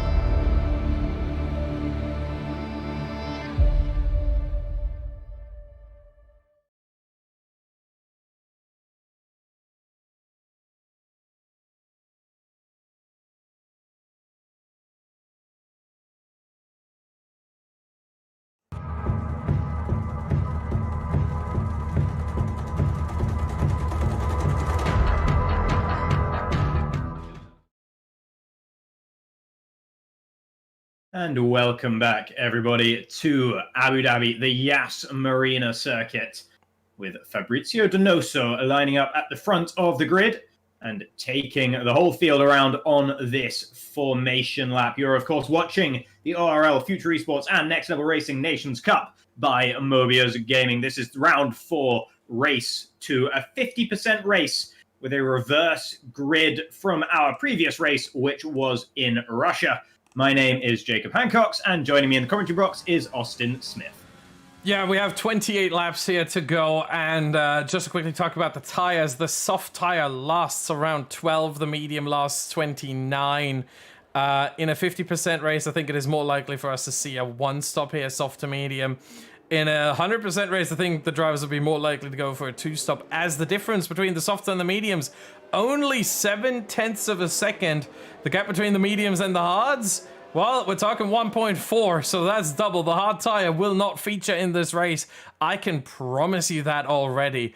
The medium tire tends to be the best race tire around here, and so that's why we see it feature a lot for the drivers. We see only one in Juha Nieminen, who apparently did not get the memo that everyone's going to start on the mediums, or he got it and he said, well, if you're all going to start on the mediums, I'll go with the soft. So he's on the alternate strategy, a soft to medium one stop likely, a two stop possible, but the race is just too short for it, I think, as again, a pit stop costs you around 20 seconds and the tires just can't drive that out. However, if Donoso's spinning off on the formation lap. Yeah, that was some over-exuberant tyre warming there from Fabrizio Donoso, who will regain control of the car, and then the AI will gain control of the car and lead him to his pit box at the front of the grid. A rather ignominious way to start the race for the Frenchman, but nevertheless, he will be able to take his first place slot on the grid without any issues. Ulas Yildirim, the driver alongside, he'll want to take the lead in towards turn 1. Josh Idowu and Danny Berezne on the second row, two very, very quick drivers who could well win this race. But here come the lights then, and they go out straight away, and we are underway in Abu Dhabi. And look at the start for Fabrizio Donoso. It is incredible. Josh Idowu has lost out in a major way off the start line, though, as that's Berezne already challenging. Ulash has yielded him. Ulash shows him the door, and as a result, he will just stick behind in third. But Josh Idowu, the big loser there, losing 2 positions pretty much straight off the line. He just didn't get away in that McLaren. Yeah, meanwhile, the race is figuring itself out. Nicolas Longe, long way back, quite literally, and he gets a... What is he doing? He gets a 10-second time penalty for corner cutting. Did he just straight line the chicane before the hairpin? I think that's what happened there. Yeah, not sure about that one, as they all head to this heavy braking zone here. Remember, no DRS yet. Oh, both Italians have just pulled off major moves in towards turn 8 there. Domenico Lovecce made contact with Welch, I believe, and Yamulo sent an absolute dive bomb, but I think he managed to avoid any contact. I'm not sure what exactly happened between Lovecce and Welch, but I doubt either driver is going to be too happy with the way that's gone. Berezne, he's gone round. He's lost it. Oh my goodness, Danny Berezne facing the wrong way on the circuit. And he is now stone dead last. Yeah, that is certainly not what the Hungarians were hoping for. I mean, they are in a shout of the championship here. There's another car. That's Koroglu and Karaton both around. What's happened to them? That must have been into that right-hander there. That's a tricky situation there. And Karaton and Koroglu around Hogla in the pit lane now. As the game once again doesn't figure itself out. It is lap 2. Karaton into the pit lane. Hogla retires in the pit lane. I think for Karaton it might be the same, or is he going to continue? He doesn't speed into the pit lane. That usually means he continues on. If you see a car speed into the pit lane, that generally means they are about to retire. So Karaton going to continue, but it's going to be a 2-stop for him from this point onward. As now... between Italians and Brits as Yamulo bumped wheels with Dylan Warren through the hairpin, now on the run down towards turn 8. It is going to be Dylan Warren who's getting slightly ahead in the braking zone, but Yamulo was so late on the brakes last time. He's so late on the brakes this time and still in with a shout in this particular conversation over P6. But Dylan Warren shuts the door on the exit of 9. And Yamulo will not be able to regain any sort of position in towards the braking zone of 10. So Dylan Warren holds station there just ahead of the Italian.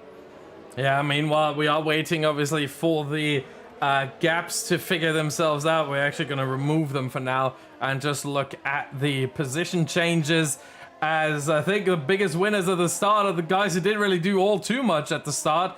As Berezne, Koroglu, Welch, and Karaton all struggling there, and Hogla completely out of the race already. It's Niamin and Vallejo and Longe who have all gained 5 places. Kruti and Sahulets already up 4, so they are marching through the field as well after that fantastic result in Russia. They're already way up the order. Yeah, exactly. Great news for Team Poland right now as this race is going very well as far as they are concerned. They have the Italians just ahead, and that's the team that they are behind in the standings at the moment. So a little bit of extra incentive, perhaps, for the Red Bulls to try and make light work of those bright pink racing points just ahead of them on the road. Fabrizio Donoso still leads the way. Ulas's Yildirim, after seeing off the challenge of Danny Berezne, is in second. Berezne's teammate is the man in third, and that is Ben Sabokonyi. Josh Idowu in fourth isn't exactly giving any trouble to the front 3 right now. Then you have Tino Naukarinen running in fifth, just a little bit behind, but he has a penalty to his name, and so does Ulash. Both of them on 3 second time penalties already at this early stage of the race. Yeah, meanwhile, we saw the overtake there from Ruben Vallejo on Juhan Niamin in 4th, 13th place. And Barry Boroman here goes for the move on Stahulets. Gets it done into the final sector here. Great overtake there from Boroman. He's in between the Polish drivers now. And he is working his way through the field as well. As there's Koroglu and Longe battling over P16. As the drivers are starting to sort themselves out. Donoso still leading the way at the end of lap 3.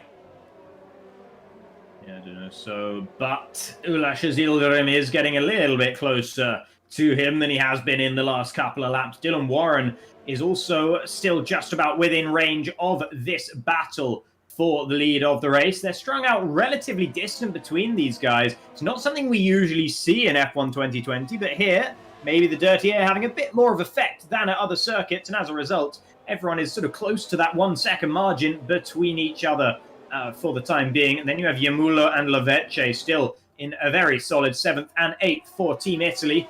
Yamulo was charging at Dylan Warren a couple of laps ago. Since then, he's only fallen away from the Brit. Hasn't really got that much closer to him or that close to him ever again. But of course, there's still a long way to go in this race. Yeah, indeed. This is only the beginning. There's so much more to come. We have Donoso P1, Yildirim P2, Sabokonyi in a fantastic 3rd place after the issues that Danny Berezny had being spun around there in the final sector. I think Sabukonyi right now really pulling the strings for Team Hungary. He's making sure that they will at least get a decent result with one of the drives as Berezny is still working his way through the field. There's a yellow flag in Sector 2. That might be Louis Welch. No, it's not. I don't know who that was. That was Nicholas Longier out of turn 8 there. And he's not having a race that is doing him any favors, I am sure. As Stahulets is under a bit of pressure from Danny Moreno. That's P11 and 12 that these guys are currently running. So after a great start to the race for the Polish drivers, Stahulets is starting to falter a little bit now. Buraman passed him a couple of laps ago, and Danny Moreno is looking very threatening in his rearview mirror. And I tell you what, Danny Moreno has about 70% extra in his battery compared to the pole just ahead of him. Yeah, that's a great situation for Moreno to be into. He just needs to hope that Stahulets will be out of that 1 second window of Boroman to potentially get the overtake done and make it happen on DRS. But you might not even need DRS here on Stahulets. With the ERS advantage, it might be that Moreno fancies the move anyway, and he does. Look at this.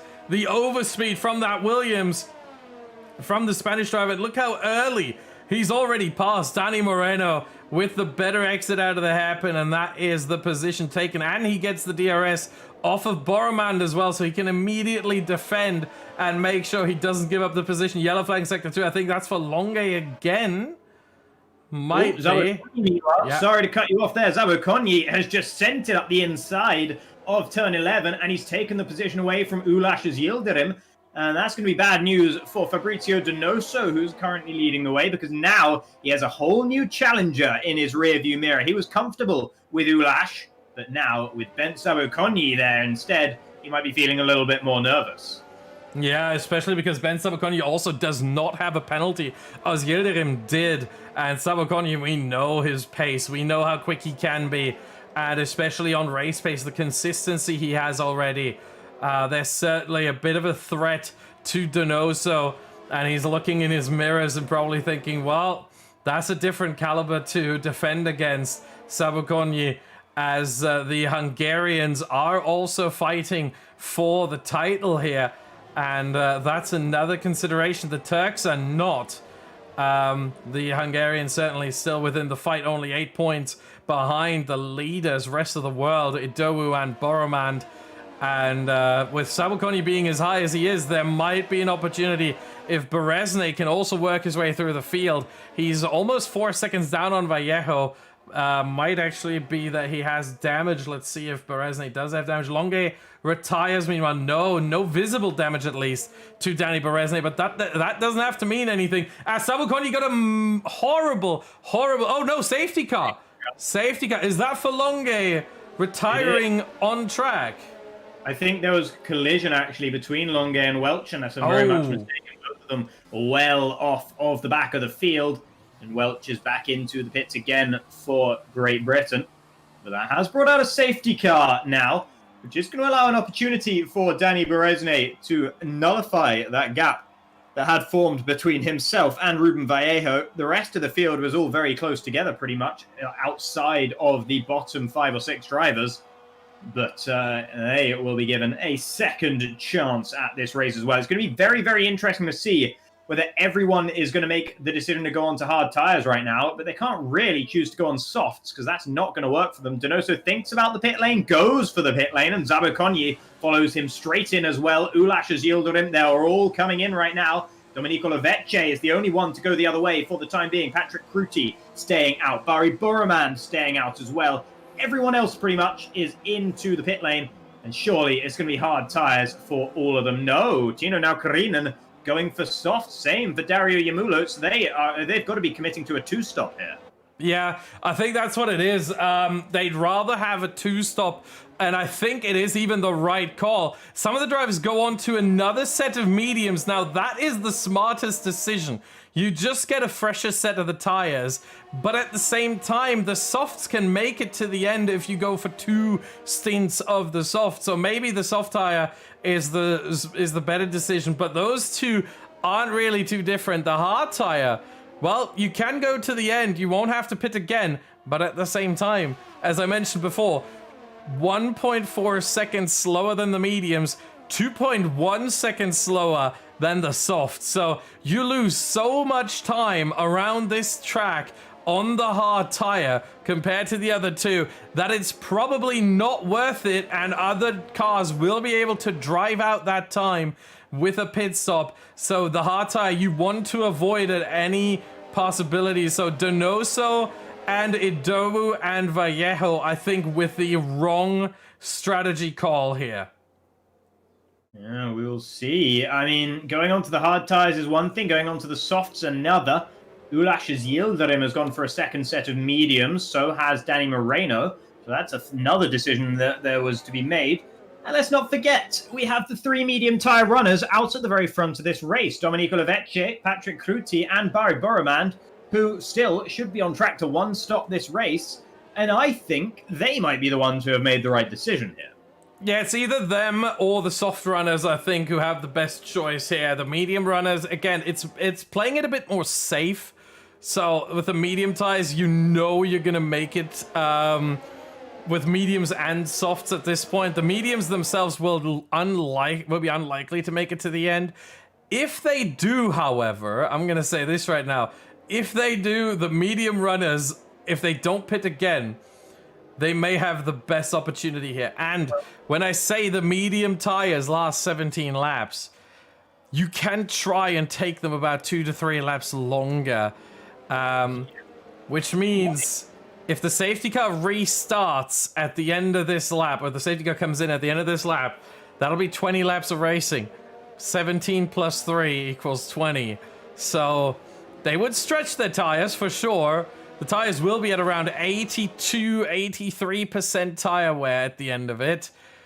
But if they don't puncture and if they can take good care of them, they will be so much quicker than the hards that Ben Sabakonyi, Ulasas Yildirim, and Danny Moreno, if they go for the nose stop, have a massive opportunity here. And that would bode well for Team Hungary, for Turkey to finally get a really good result, and for Team Spain as well to potentially overtake the rest of the world.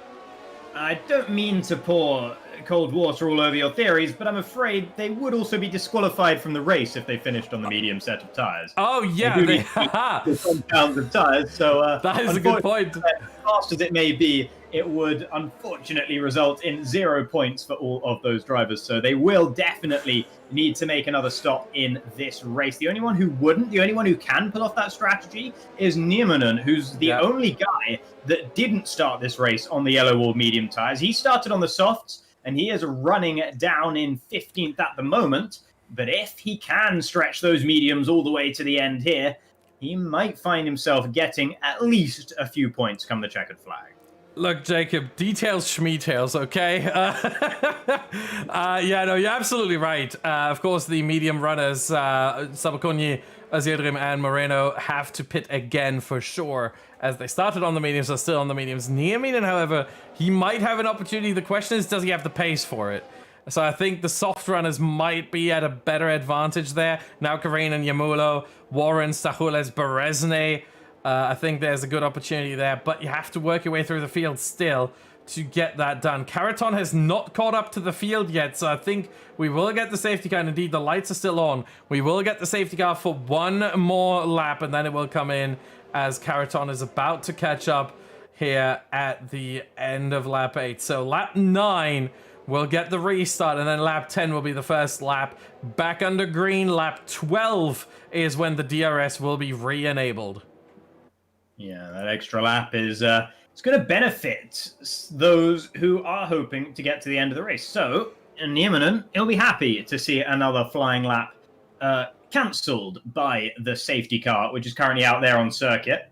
Everyone on the softs, their softs will be starting to wear out just a little bit under these circumstances. So they might not get the full grip they could have expected for as many laps as they would have liked if they had pitted, if the safety car had already come in by now. So that might be a bit of an issue as far as they are concerned. It's going to make it easier for those on the hard tires to make it to the end of the race. And also, I'm not really sure what the front three want, who haven't pitted yet in this race. Lovecce, Kruti, and Boromand who were three drivers who are having very solid race races, actually, up until this point. They were three of the fastest guys on the circuit. I'm not sure, would they want the safety car to stay out, or would they want it to get in as soon as possible? They wanted to get in as soon as possible. I don't think they are happy with this one, because the more it is staying out, the better their tires are. But you want to use your tires as much as possible, especially if you commit to this one stop. So they would probably want maybe another safety car when it comes out. Lap, I would say 15, 16, 17. That would help them a lot, because then they could switch onto soft tires and they'd immediately be on the back of everyone else, if not in front of them, with everyone else pitting, because lap 16, 15, 16, maybe 17 is the perfect time for the soft tires to get on. End of lap 16, I think, is the earliest we can see those three in the pit lane, and the most likely point as well. Maybe lap 15 if they really want to risk it. But lap 16 strikes me as the more likely scenario. Maybe even 17 or 18. Safety car has been confirmed to be coming in on this lap. Domenico Lovecce leads the Snake right now. Patrick Cruti, his main contender, just behind. Then you have Barry Boroman for the rest of the world team, which are currently sitting atop the championship standings. And if Boroman and Idowu can make true on the way this race is going, they might just be able to score the most points of any team in this race and absolutely solidify their hold at the top of the order. Yeah, potentially. But again, it's the question. Boroman having to pit once more. Then again, so do most drivers, apart from Donoso, Idowu, and Vallejo, as we are back under green. And a good restart from Lovecce. He's already pulling a bit of a gap, half a second to Cruti. And Sabo Konye is the one who's close to Boroman initially. Loses out a bit here. And now Karinen in 7th. He's putting a lot of pressure on the hard runner, Josh Idowu. And that is an opportunity there for now Karinen. Is he going to try it? Not yet. Oh, look at how late he can be on the brakes. He's all over the rear of Idowu. And he's going for the move into the hairpin. Who's coming out of it? They're side by side. Now Karinen, with the better traction, gets the move done. No DRS required. And now Karinen has already won position. Donoso should be just as easy for him to overtake as well. Not here, though. Not just yet. But look once again how close he gets. I think on traction, he might be able to get that Renault. He'll use a lot of his overtake. I don't think Donoso should fight this too much. I think now Karinen will fancy his chances into the braking zone as well. Look at this. Oh, he has to go the long way around. No, he doesn't go for it just yet. Final sector, maybe be creative. I think there is opportunities galore here. Maybe into the double right hand, triple right hand. He goes to the inside. Whoa, that is dangerous through this section, but he makes it work. Donoso, very wise to not fight this here, because this could have ended in absolute tears. This is very, very important for Tino now Karinen's race, that he's making this kind of progress right now. He's on these soft tires. He needs to make hay while the sun is shining, and the sun doth shine at the moment, even though we are under dusk conditions here in Abu Dhabi, because he is surely the fastest guy on the circuit right now. He has the most capability, because he only has 4 more cars ahead of him before he's out there in clean air at the very front. And if he continues to make progress as he did on that previous lap, past the likes of Idowu and Donoso, and then he can find himself in that clean air, build as much of a gap as he possibly can with these soft tires while they're still good for it, and then hopefully be in a decent position once he has to come into the pit lane once again. Caraton retires from the race. Meanwhile, his teammate is currently battling with Dylan Warren, I believe that is, as we're heading down straight. Here goes now Karinen. Warren on the left-hand side. Need Dow Karinen further up, though, goes for the move on Zabo Konye's up the inside, taps the rear end of Barry Boroman, and going around the outside now of turn 9 into turn 10. Tino now Karinen makes yet another move further behind. Ulash has yielded him. He's having a go at Fabrizio Donoso, as he's on mediums compared to the hard tires of Donoso. And that will be Ulash making that particular move. Yemulo follows him straight through and actually dives up the inside of Azildirim as well. Azildirim is forced wide over the grass goes Yemulo. And he just about holds on to that car, but he couldn't take the position away from the Turkish driver. That was over-optimistic from the Italian. Further back, Donoso is being shuffled well down the order as Adowu and now Danny Moreno are looking to make light work of the Renault driver. He goes deep there into the triple right-hander, and that's going to give Moreno another opportunity with better tyres. He still cannot find his way through as Donoso picks up a 3-second time penalty while mounting that defence against the Spaniard behind. Further back, Dylan Warren and Stahulets are still battling tooth and nail. Beresne also involved in that particular scrap. Yeah, you see the hard tires, they just have absolutely no pace. I think it was the wrong decision there for Adowu, Donoso, and Vallejo to go onto the hard tire. You want to avoid that tire at any opportunity around this circuit, and they have not heeded that advice. They have not figured that out, it seems, or they wanted to gamble and see if it works, if it makes, if they can make it stick. It doesn't look like it whatsoever. They're under so much pressure, especially Donoso. Adowu actually uses Donoso as a bit of a rear gunner here, as he's now getting completely swamped first by Moreno. And then look at the soft runners behind. You've got Warren, Stahulets, Beresne, Welch, who are all going to look at Donoso and wanting to get past the Chilean for the French team, I should say. As, yeah, he's just absolutely nowhere with his pace on these tires. There goes Warren down the inside. Donoso shuts the door on him and keeps P10. I'm not sure that was Donoso shutting the door. I think that was Warren crashing into the door frame. But nevertheless, as they continue the battle, no harm done for either driver. Tino Nalcarina, meanwhile, he's dispatching Cruzi for P3. Dylan Warren forced wide there by Donoso. And Beresne has got past Stahulets. He wants to get past another driver on this lap. And trouble is, he's mired in all this battling. He could be making the progress like we've seen from Tino Nalcarina and to a lesser extent Dario Yamulo. But Beresne is stuck in amongst the rest of the soft tire runners, and he cannot make easy work of those guys. So it is a bit of an issue for the Hungarian as he looks to continue on his recovery drive here. Speaking of Hungarians, Zabukonyi, he's all over the rear end of Boromand. He almost overtook him a lap ago.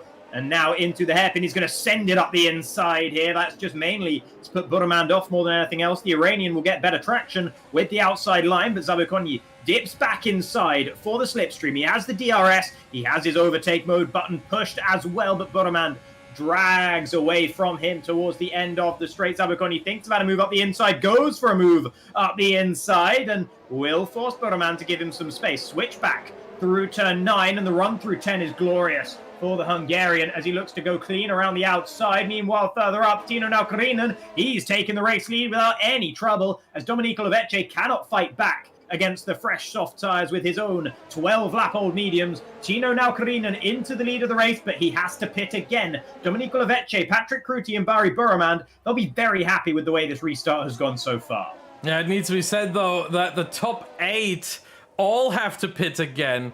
Either because they didn't pit at all, Lovecce, Cruti, and Boromand, because they have pitted, but the tyres won't last. Now, Karinen, Yamulo, or because they have pitted but haven't used the second compound yet, Zabukonyi, Özildirim, and Moreno. So all of the top 8 have to pit. The first one who doesn't is Josh Adowu in P9, but his hard tyres will be absolutely nowhere throughout this stint. And so 20 seconds the gap. Let's look at the gap to leader right now. Look at now Karinen. He's almost gaining a second on Lovecce already. 9/10 so far.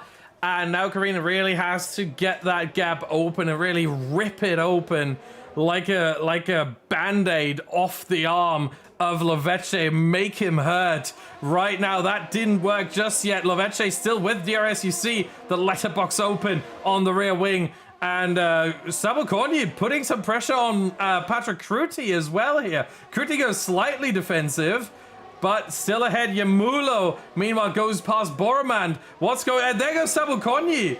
Where did he get that overtake from? What did Patrick Cruti do to lose that position and that much time? It looked like Patrick Cruti was off the road there. He might have got a bit too deep into turn 8. I'm not entirely sure, but Dario Yamulo just passed 2 cars on that whole straight. He first got past Ulashes Yildirim and then past Barry Burromand at the end of the straight. And Yamulo is right up behind Patrick Cruti as well. And I tell you what, in his pass on Ulash's Yildirim, Yemulo made contact with Ulash, wheel to wheel, like 2 wheels up against 2 wheels, that sort of scenario. Yemulo has done that about 4 times over the course of this race, and I don't think he's picked up damage at any point. I don't think anyone he's been battling with has picked up damage either, but he has made a lot of contact with a lot of cars. He's definitely going for a bit of rough and tumble bumper cars out there right now, but it is working well enough for him. He's up into 5th. And he's following Tino Naukarinen, who's currently running the same strategy as him. 3 cars between the two of them. Berezne is the first one of the soft tyre runners to head into the pit lane.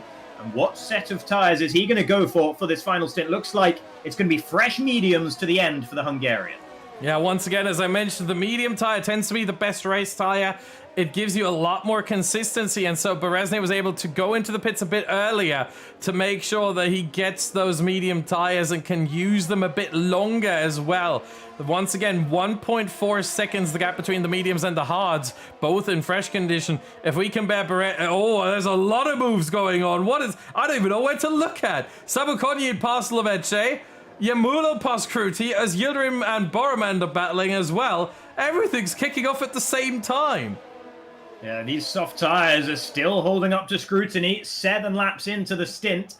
And Yemulo blasts past Kruti down the straight. Domenico Lovece was a bit closer to Zabukonyi, but Zabukonyi was able to get the move done regardless on the Italian. And further back, I think Boromand and Idowu are very close together on circuit. Boromand struggling on his 14-lap-old mediums, and he is going to allow his Welsh teammate through around the outside of the triple right-hander here. That's sensible stuff from the rest of the world team, and they'll be disappointed that Boromand hasn't really been able to hold on quite as well as they might have liked with those aging medium tyres. Meanwhile, we look at the front once more. Now Karin and Sabukonyi, Lovece, Yemulo, the top 4. And Lovece stays out once more. He has to. Again, I think the drivers that started on mediums, they have to go until lap 17, or until at the end of lap 16 at the very least.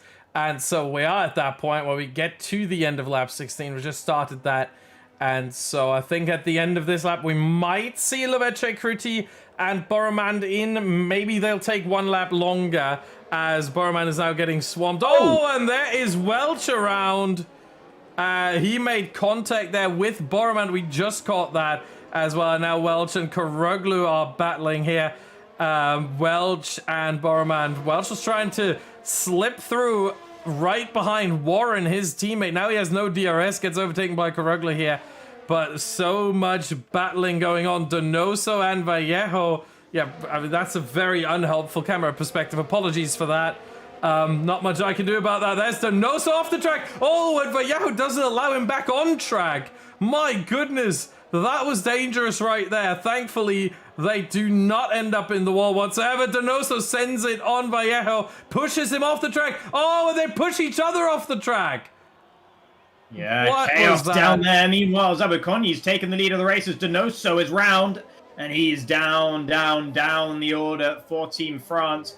After starting from pole, this race has not gone the way of Fabrizio Donoso Delgado, and he has now left the session, calling to an end any chance of points for the French team here in Abu Dhabi. But Zabukonyi has now taken the lead from Tino Naukarinen. Those soft tyres starting to fall away from where they would like to be. Patrick Kruti, he's into the pits to get rid of his old medium tyres. He'll be going on to softs until the end of this race. Ruben Vallejo has DNF'd in the final corner. I think he was aiming for the pit lane and hit the wall instead. And as a result, the Ferrari has terminal damage. So he is also out of this race after that battle with Donoso. Meanwhile, Danny Berezne lights up the track map in purple. But there is a safety car here due to the crash from Ruben Vallejo. And that is going to once again make things very interesting. What is everyone going to do now? Yeah, I think the one driver who is probably cursing right now, in fact, both drivers are probably cursing, are Patrick Kruti and Piotr Stachulec, the Polish team. They just went into the pit lane before the safety car, and now everyone in front of them gets a free pit stop. And I think everyone in front of them will use that as well. It's just the most unlucky scenario. They will gain a couple of positions here, but of course you don't lose 20 seconds under the safety car for a pit stop, so they will not gain all the way up to P4 for Kruti, and potentially, what would that be, P10 or P11 for Stachulec, I think they will regain a lot less here than they would. So very, very unlucky for them indeed.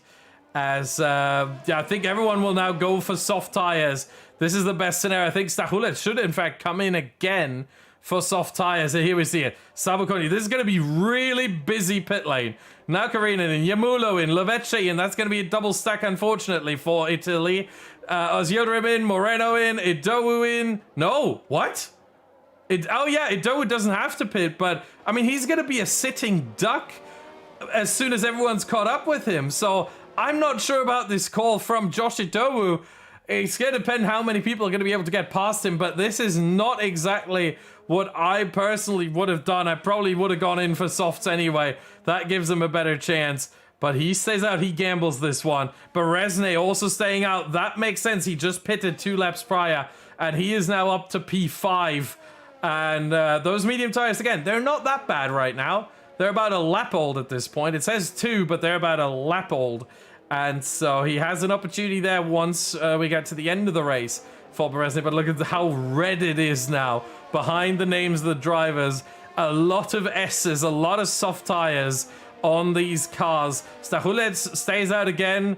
I think it does make sense. Once they come to the end of the race, they have an opportunity there. Donoso has disconnected. His AI goes on to mediums there. I don't think we'll have to look at that for too much. We don't have to pay attention to that all too much. And yeah, I think lap 19 is likely when we get back underway. Lap 18, not so much. Karoglu still trying to catch back up, and so is Donoso's AI. That's probably the one that might delay things a little bit. Josh Idowu then is the driver who is leading the way. Benz Zabo Konyi in second after he managed to get the overtake on Tino Naukrinen just a couple of laps before the safety car came out. And now they have the same tyres to the end of this race. I think Zabukoni would have preferred it if the safety car hadn't come out, but he still does have the advantage in the battle. Dario Yamulo, who did a good job fighting through on his soft tyres, will be very happy to be up there in P4. Danny Berezne, he'll be very unhappy with the fact that the safety car came out because he has to deal with all these guys on soft tyres in and around him. It may come back to him by the end of the race, but nevertheless, Danny Berezne had the misfortune to pit just a couple laps too early, and the safety car has definitely thrown a bit of a spanner in his plans. He's still up in 5th for the time being, but it's a question of how many positions can he hold on to rather than whether he'll be able to hold on to 5th specifically. Danny Moreno is in a relatively solid position because all the cars around him have penalties. He's currently in 7th for Team Spain. Domenico Lovece, I think because he had to pit on the same lap as Yamulo and he'd let his teammate through about half a lap ago, he had to double stack. He's lost a lot of time in the pit lane. And from leading the race a few laps to go, he now finds himself down in 10th. Boromand finds himself down in 12th as well. And the race has not really gone his way either. And at least it throws a lifeline to the likes of Welch, Koroglu, and Niemanen, who were pretty much well off the back of the field before this safety car came out. Yeah, we see the penalties on screen right now. So 3 seconds for Naukarinen, Kruti, Warren, and Niemin, and 6 seconds for Ozyodrim, Stachulec, and Donoso, and 9 seconds for Koroglu down in 15th. Everyone else penalty free as of right now. That can, of course, change. Additional penalties may occur, but they are very likely to not be removed because they are all corner cut and track limit penalties. So very unlikely for anything to happen here, as now everyone has caught up, including Donoso's AI, to the safety car. So we will see the safety car come in at the end of this lap, and then we will get underway. DRS, apologies, not ERS. DRS will be enabled by the end of lap 21. The start of lap 22 is when we get that back, as right now Idowu is in charge. The safety car drives off into the distance, into the sunset. Hopefully we won't see it again this race. It's going to be mostly a 9-lap sprint to the end. And Ido, he's going to be contemplating what he's going to do on this safety car restart right now. Trouble is, no matter what he does, he's got 3 cars on fresh, soft tyres just behind him when he himself is on 11-lap-old hard tyres. So I don't think there's any universe where he gets a good enough safety car restart to really make a difference to this race. He will not be finishing on the podium unless some kind of miracle occurs for the Welshman. He can still look to get some points in the race. He's got to hope that the whole field won't get past him, but there is still quite a long time left in the race itself, and he's got to be feeling pretty nervous about how the rest of this one is going to go with those old hard tyres. As he guns it now out of the penultimate corner, and already the tail was wagging on that McLaren. It didn't want to live with him. He has managed to get the jump on Ben Sabokonyi, though, and Tino Naukarinen is pretty close up behind the Hungarian. Not close enough, though, as Sabokonyi will continue on in second. Yemulo there in third. Berezne fourth on those medium tyres. So watch out for him getting swallowed up by Yildirim, Moreno, and Kruti in the next few laps. Out at the front, though, that's where the real danger is. It's Josh Idowu, who only has a matter of time before Ben Sabokonyi blasts past him. And you've got to imagine it's going to be down this straight. However, I think Sabokonyi got a bit of a tap on the rear end there from Tino Naukarinen, and that might have saved Josh Idowu for another lap at least. Yeah, maybe for another half a lap at most. I think down the next straight, there should be the opportunity. As they're battling in the background, that's Berezne and Yildirim, who is down the inside of the Hungarian. And they are side by side still. And Yildirim off the track there and is allowed to rejoin. Berezne gives him the space, but Berezne still ahead. That's a nice battle there over 5th place. Berezne on his medium tires already under pressure and still trying to hold the Turk behind. There. Oh, and Berezne with a massive slide. There goes Moreno down the inside. The two Dannies are battling, but Berezne still keeps the position for now. And now Kruti fancying a move around the outside of Moreno. What is happening here? Moreno holding the place for now, although there is Kruti still alongside, has to pull out of this one now. And now Warren might fancy his chances. No, he decides against it. There's so much going on right now. Sabokonyi and now Karinen into the final corner. And now Karinen might actually be through. They're still side by side as well. And, oh, it's getting very, very up close and personal there. But now Karinen has the position on Ben's Sabokonyi. And how often do you see a move into the final corner at Abu Dhabi? And now Tino Naukarinen looks to take another as they enter turn 4, 5, and 6 here. And oh, he didn't manage to make it work. And that's going to allow Ben Sabokonyi straight back through again. Where's Dario Yemulo in all this? He's taking the innermost line on the hairpin there. He has Tino Naukarinen on his outside there, 2 by 2. Down the back straight, it's Idowu who still leads from Sabokonyi. And Sabokonyi's faltering as the straight goes on. He doesn't have enough left in the battery, I don't think. And Yemulo is going to be the one who maybe will take the lead instead. Idowu is still going to go defensive, though, in the McLaren. And somehow he holds off the Italian in that racing point. Tino Naukarinen trying to get around the outside of Idowu, who extends on the exit there, picks up a 3-second time penalty, but the prize should be first position in this race. And indeed, he has made the move on Josh Idowu. Dario Yemulo, not one to wait around, sends it up the inside of the McLaren and will also be able to filter on through ahead of the hard tyre runner. Sabokonyi will be he'll be wondering where it all went wrong. He should have been the one taking the lead. Now he finds himself down in 4th. Yeah, and if you remember, think back. Berezne spun around. Oh, again, Danny Berezne faces the wrong way in Abu Dhabi. And it's not the first time in this race. He's not even getting going at the moment. He was waiting for Donoso to drive on through there. And meanwhile, Ulash's Yildirim is heading into the pit lane. I just wonder if there might have been a touch between the two of them. Ulash evidently with front wing damage. And if they did touch, that won't have been the first time they did in this race. Yeah, and there is front wing damage. Clearly, that front wing is being changed now. The damage was on the right side, so I think Yildirim just overcooked it potentially on corner entry. Berezne retires, so it is all down to Sabokonyi to get the points for Hungary. And Sabokonyi now on Idowu with the DRS, and that should be the move done and dusted. Is Idowu going to try and fight back? No, he knows he doesn't have the grip in the braking zone, and Sabokonyi gets the position. Berezne in anger leaves the session. I think understandably. I think what happened, we haven't seen it, but I think from the aftermath, that as Yildirim was behind Berezny, just overcooked it on the brakes, tapped the rear of Berezny with his front right wing, and sent Berezny spinning around. And that is basically the end to both of their races. As Yildirim down in 15th, he will, as it seems, get 1 point.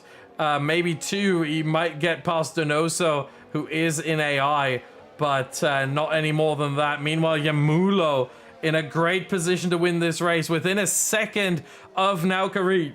Within a second of Naukarinen will get the DRS. Boromand gets past Idowu. I think that was a very amicable move right there. Kruti also passed Idowu, losing more and more. And remember, think back to when the safety car phase happened, the second safety car. Idowu was in 7th. Well, look where he is now. He's in 8th, and he's about to lose more positions. Stahulets, Welch, Lovece, Niamin, and Karoglu all behind him. There goes Stahulets round the outside. Idowu gets the elbows out once more, pushes him off track. It's 3 wide into the hairpin. Oh my goodness, and Idowu just does not have the acceleration there, the traction to get out of that corner. Welch now gets him as well, and he's down to 10th and loses more and more. So Josh, as they're fighting even harder now. Welch on Stahulets. No opportunity just yet. Stahulets holds on to P8. Yeah, Stahulets just about holding Welch behind for the time being. Josh Idowu fading fast, though, at this stage. Here is Welch once again, trying to look for the move around the outside of Stahulets this time as we head through turn 11. Stahulets just lets off the brake mid-corner and completely cuts the next corner after a little bit of contact with Louis Welch. And I think Stahulets will probably be given that position back at some point. Maybe not, though. He is holding on to it for now. He has been penalised 3 seconds by the game for cutting the corner, so maybe he feels that's a fair punishment, and he can hold on to 8 for now. Welch will not feel that it's terribly fair, but never mind that for now, because Tino Naukarinen still leads the way, but has 6 seconds of time penalties. It is Dario Yamulo, who is currently on track to win this race. Ben Sabukonyi, he's on track for a P2, but he has Danny Moreno very close behind him now, and Sabukonyi is nowhere near the DRS of Dario Yamulo. He spent an extra lap behind Josh Idowu straight after the safety car came back in,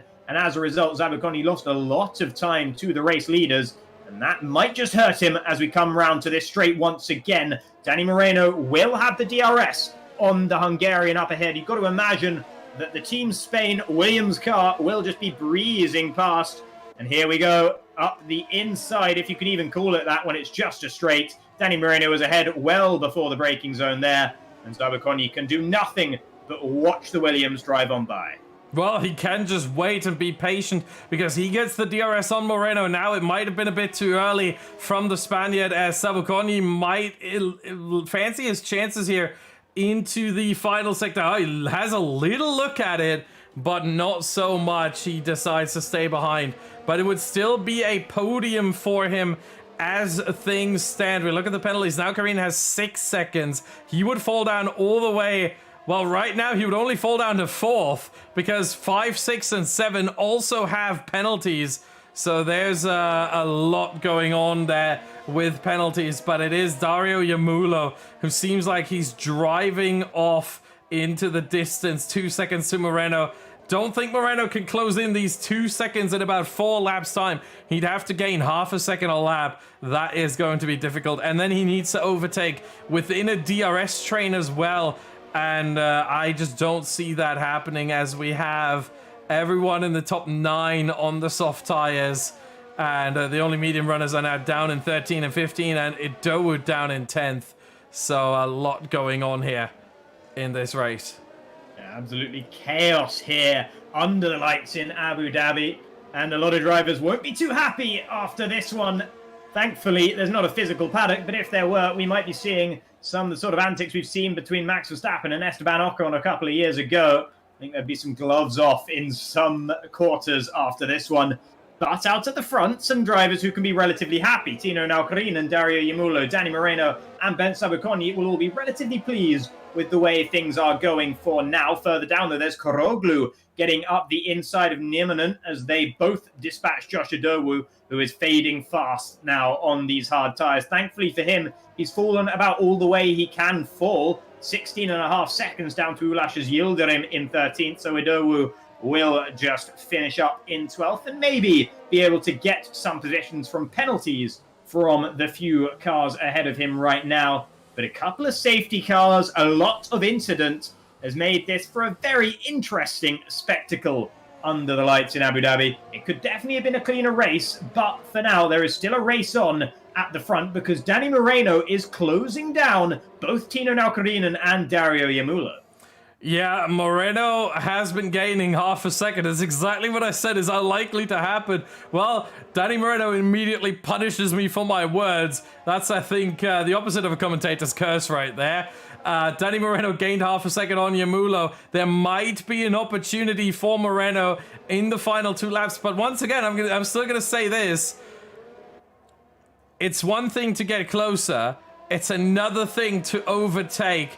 And with Yamulo having DRS off of Naukarinen, I think it's still unlikely for Moreno to get past Dario Yamulo. Yeah, we will see. I mean, if Yamulo does sit behind Tino Naukarinen, that is, potentially, he might want to try and take the win on circuit, but I think he would be wiser to stay in behind Naukarinen for the time being, just as you mentioned, so that he can maintain that DRS and try and keep Danny Moreno at arm's length.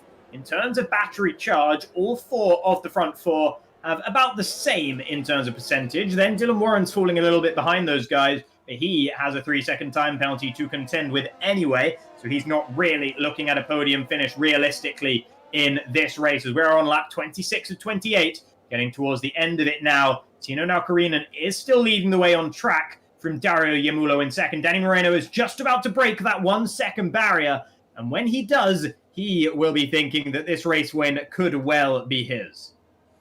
Yeah, indeed. Now Moreno within a second. He's just about to drop out of it again, and he is right now 1.0. But we look at that gap, and every single corner he gains about at least half a tenth, and he is now within DRS range. Will he keep it by the time they get to the measurement point, to the detection point? It looks like it, 8 tenths, and there's the detection point, 8 tenths, under 8 tenths. So yes, Moreno will have the DRS, and not only this lap, but likely the next lap as well. But once again, Yamulo is better served to just stay behind Naukarinen, because then he can defend easier than if he tried to go past the Finnish driver, who will fall down the order eventually, probably still to P4 as Warren Boromand and Kruti still have the penalties, maybe to P5 as Warren's penalty is only 3 seconds and he might be close enough. We're gonna have to quickly look at the gap to leader. There it is. Yeah, Warren actually would get the position off of Naukarinen. So yeah, that's gonna be interesting. And never mind, Warren goes for the move on Sabukoni here into the final sector. So that may have cost him a position. Actually, that is interesting because Sabukoni, what's going on there? Sabukoni and Boromand are battling now. Boromand is ahead. Oh, there goes Kruti past both of them. Oh, that is lovely there for the pole. The Red Sea opened wide and Kruti drove straight on through. Danny Moreno on that last lap, by the way, made a small mistake in turn 8, fell outside of DRS range of Dario Yamulo briefly, and that has allayed his charge just a little bit. He's right back up there with them now. He does have an advantage when it comes to the ERS. It's 17% for Yamulo, 38% for Danny Moreno. So the Spaniard can potentially put the Italian under pressure as we get into the final lap of this race now and into the hairpin. Yamulo needs to make sure he gets a good exit, keeping the power nicely planted through those rear tires. Indeed, he does. But it's not all over yet. He's going to be getting a weaker slipstream from Tino Naukarinen as the gap between them is about 8 tenths of a second. Danny Moreno is still closing in on Yamulo right now, and Yamulo is pretty much out of battery charge. Moreno can still use it all the way down this next straight. There's a possibility, but Moreno runs a little bit wide through 9. That will have harmed his traction a little bit. He's getting closer. Watch him. He's reeling in the racing point. I think he doesn't have enough straight left. He's going to send it to the outside. Yemulo thinks about the defense and goes for it and just about holds off Danny Moreno, who couldn't quite brake late enough. But maybe into one of these last final 90-degree left and right-handers, Moreno might be able to stick one up the inside of Yemulo. Around the triple right-hander, here we go. Is this the opportunity? No, it is not. Yemulo braked later and doesn't brake too late. He's still just about held on to that racing point. He's not necessarily on the right parts of the track right now, but all he needs to do is keep the Spaniard behind, and I think he has just about managed to do it. Tino now Karinen is going to win the race for a moment as he crosses the line with the fireworks flying, but Yemulo takes it away on penalties. Danny Moreno finishing second, and the Hungarian Bent Sabukonyi rounds out the podium. Yeah, what a fight from Yemulo. He did everything he could.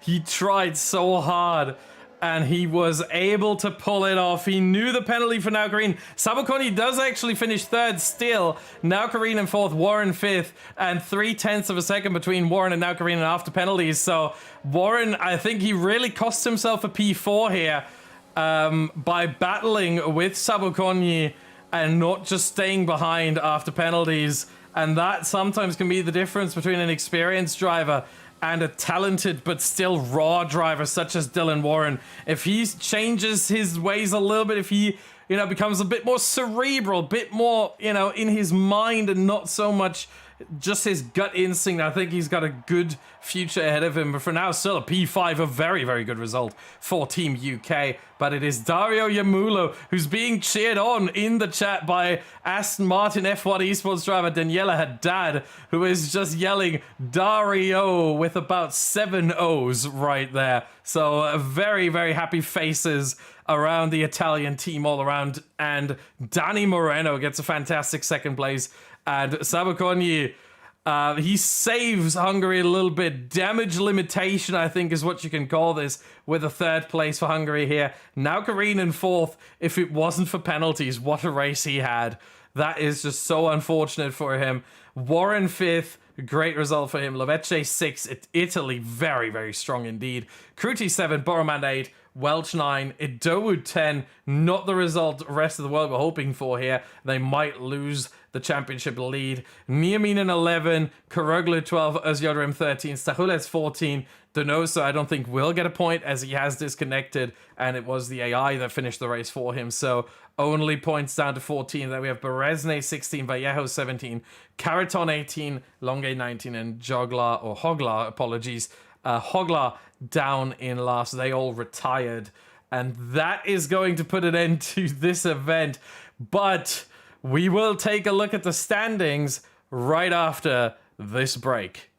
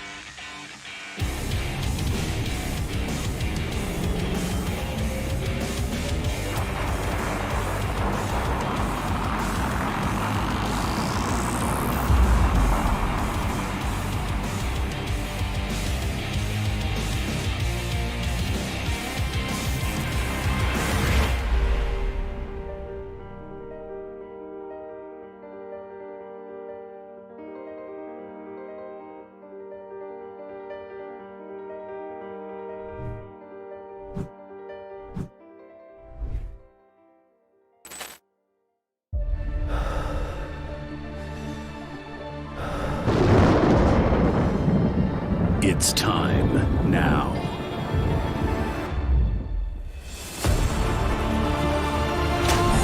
Your blood is burning. Your stamina is rising. Greet all the challenges in your way.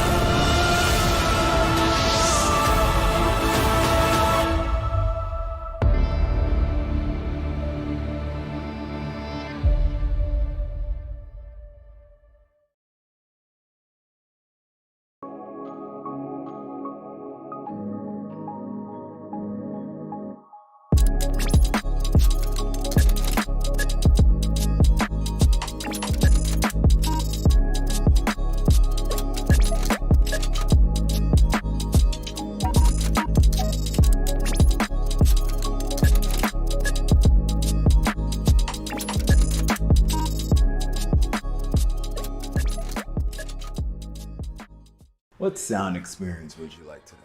I'll have the fantasy pack. Good choice. And could you make it a Cloud 2 wireless? On his way, sir.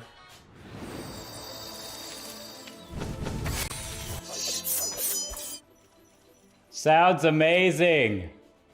The HyperX Cloud 2 Wireless. Legendary comfort goes wireless.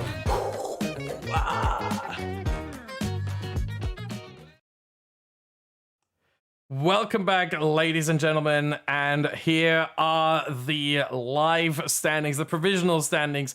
They may be subject to change based on Stuart's decisions, but as of right now, it is Team Spain that leads the way after event 4 of 6. 208 points for the Spanish Armada, one singular point ahead of Italy at 207. Rest of the world have fallen down to third, but they're still within a shout. 203, only 5 points down. Hungary, 199. Nothing lost yet for the Hungarian squad. Finland, 166. Poland, 163. Shapes up to be a fight over P5, but I wouldn't count them out just yet with 6 races left to go in 2 events. France, 74. Europe, 64. Turkey, 45. And Great Britain, 38. They've done a really good job already of gaining themselves quite a few points there. And I think with that, we have ourselves a couple of interviews here. So I'll just hand over to Aladar for post-race interviews. Indeed. And you mentioned how at the top of the standings we have Team Spain. Well, we have one of the Spanish drivers here, Danny Moreno. How are you doing, Danny? Doing good. Good. So, yeah, let's talk about that second race first. Fresh off the memory, fresh off the mind. A lot of chaos in that race. How was the whole experience from your perspective?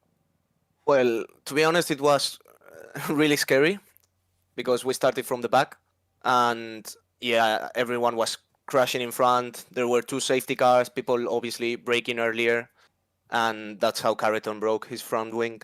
So, yeah, it was pretty scary, to be honest. Yeah, indeed. Definitely a lot to be avoided there.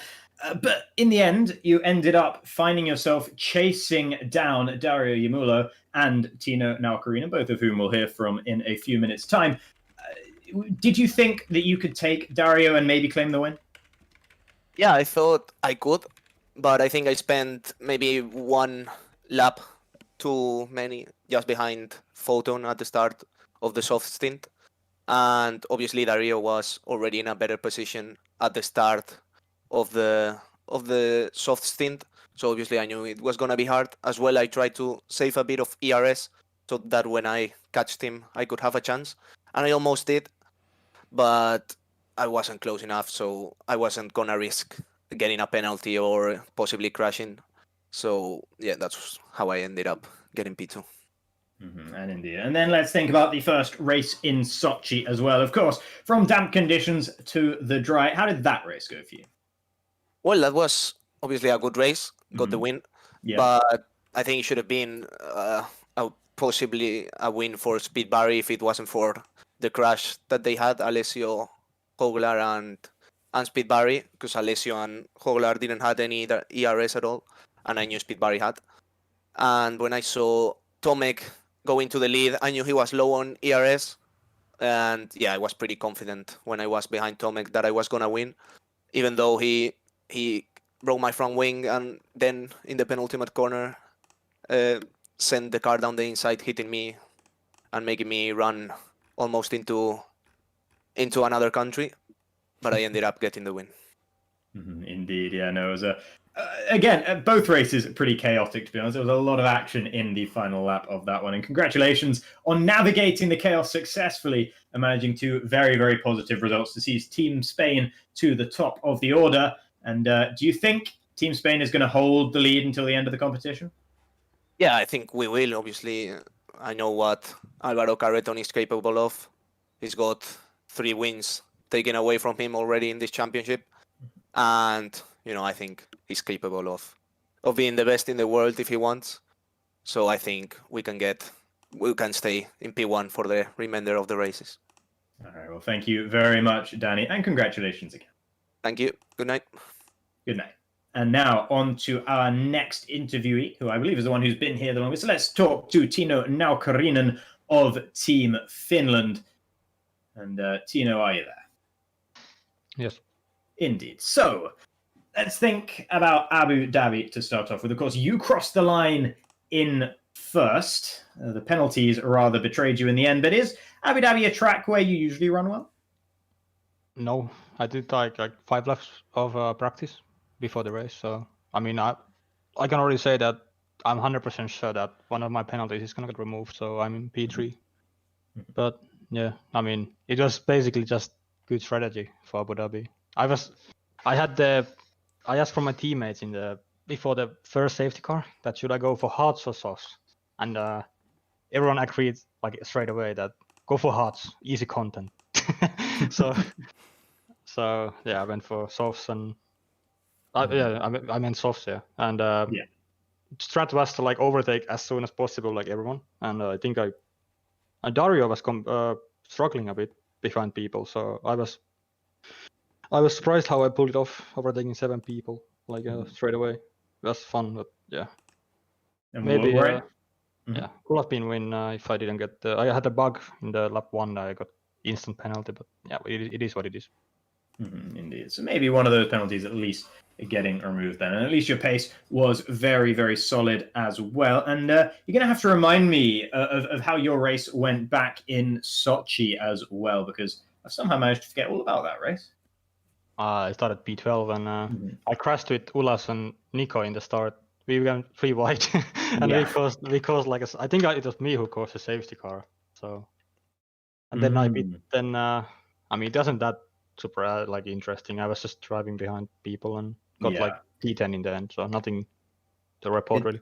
It's coming back to me now. I remember you had to pit twice because the first pit stop they didn't change your front wing.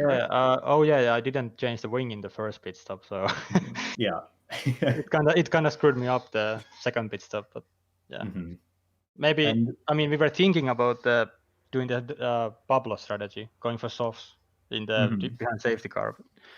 I wasn't sure about the rain, but looking at it back, it was the right call. Yeah, indeed, and he was the only one to make it. That was an impressive call from Pablo Hoglar. But and then also you had a new teammate today in the form of Juha Nieminen. And I'm sorry if that's not the correct pronunciation, but that's the best I can do at the moment. How did you think he did? I mean, considering we had we didn't even do any sessions together before the races. So I think we did combined 1 hour practice. So considering that, he got points in Abu Dhabi, I think. Sochi was unlucky for him, but yeah, he did pretty well, considering he have never raced against on the highest level. So can't really ask much more for him. All right, well, thank you very much. And hopefully Team Finland will continue to kick on in the championship in the last couple of rounds. Yep. Bye. So next up we have Dario Yemulo, who claimed his first victory of the Nations Cup then in Abu Dhabi. We just saw it on our screens. Dario, are you there? Yeah. Thank you, guys. It was a very, very deep race in Abu Dhabi. For strategies, overtake, make sure to be clean for many overtakes. It was a mental race because I had no penalties, but I had 2 warnings. So I had to be clean and more than possible. And in the last lap, I had Danny Moreno on the back, and I know that he had much more pace than me because Abu Dhabi is one of my worst track, and I did really 0 laps before the race. So I didn't expect that result, but yeah, no penalties, good strategies, and that's it. Yeah, indeed. And of course, the unexpected results can sometimes come, but with the strategies, as you mentioned, making it work. And of course, to make that strategy work, you did have to make your way up through the field. I noticed you seem to be sending it up the inside of the hairpin, turn 7, quite a lot there, and sort of just leaning into the cars around there. Is that a move you'd practiced or you felt particularly confident with? No, but there isn't so many spots to overtake, so I have to make the move as soon as possible. And yeah, that's a nice point, but you have to be very clean. Indeed, yeah. And in the end, that did work out for you. And then back to the first race, back in Sochi as well. I think you finished down in P8, unless I'm mistaken. Let me stay in the pit entry, and I beat 1 lap after Alessio because he simply was in front of me, and I did a mistake in pit entry, and I get spun. So I lost like 2-3 position. It could be P6, but not more. But nevertheless, the results today have been good enough to get Italy up into second in the standings, provisionally at least. And that's the best position Italy has been in all season. Do you think that Team Italy is capable of taking the whole championship? Yeah, today I make sure not to make so much points that is crucial. And this week, Daniela Haddad is available. So just practice and we can see what we can do. All right. Well, I hope we can do well. Well, I hope that Italy can continue the charge up the standings as well. Thank you, Dario, and congratulations on your win. Thank you, Tom. And finally, we have one more interviewee in the form of Bence Zabo Konyi. First of all, Bence, thank you very much for your patience. Yeah, good evening. Good evening. So, obviously, you only participated in the one race today. The first race was Berejne and Istvan Puki driving for Team Hungary. So, you inherited a good starting position in Abu Dhabi. How was the beginning of the race for you? Yeah, it was pretty great. To be honest, I am really disappointed.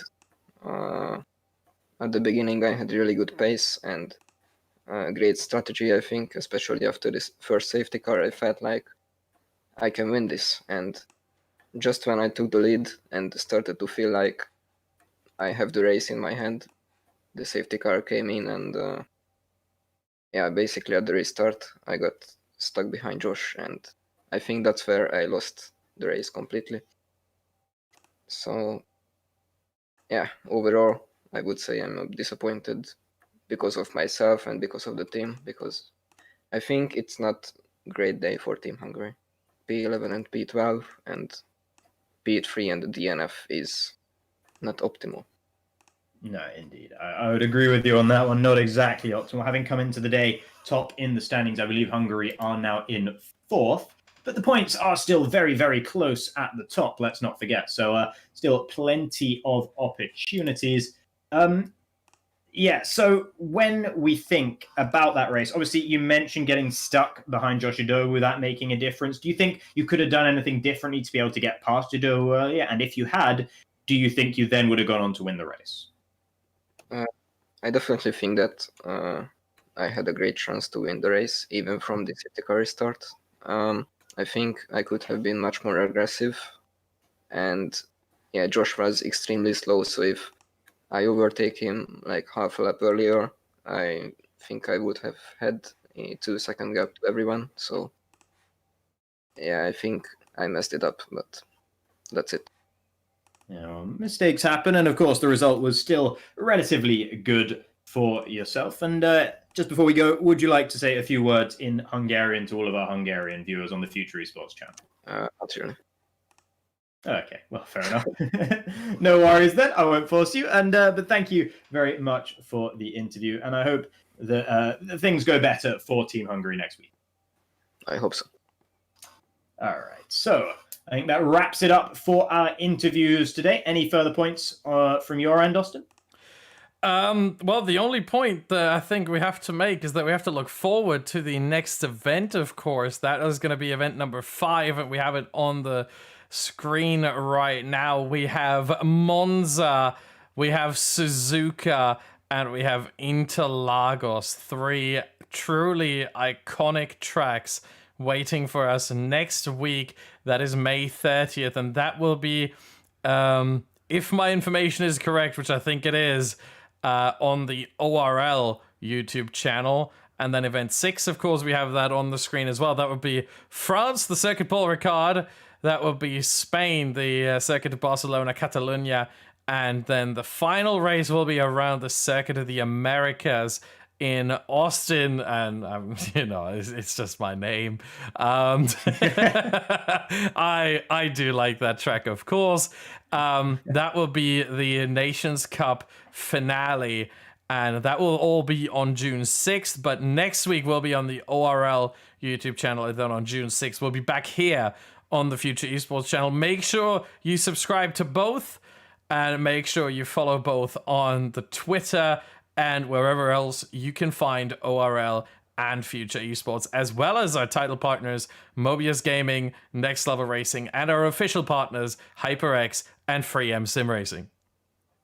Indeed. Thank you all very much to them. And thank you guys all for watching today as well. I have been Jacob Hancock, also known as Alda. Alongside me in the commentary box has been Austin Smith, also known as Badgerman. And this has been the ORL Future Esports and Next Level Racing Nations Cup by Mobiuz Gaming, round 4. And at the end of the day, it is Team Spain that are leading the way going into event 5. So make sure you stay tuned for next weekend, because things are only going to get more exciting from here on out. But for tonight, thank you for watching and good evening.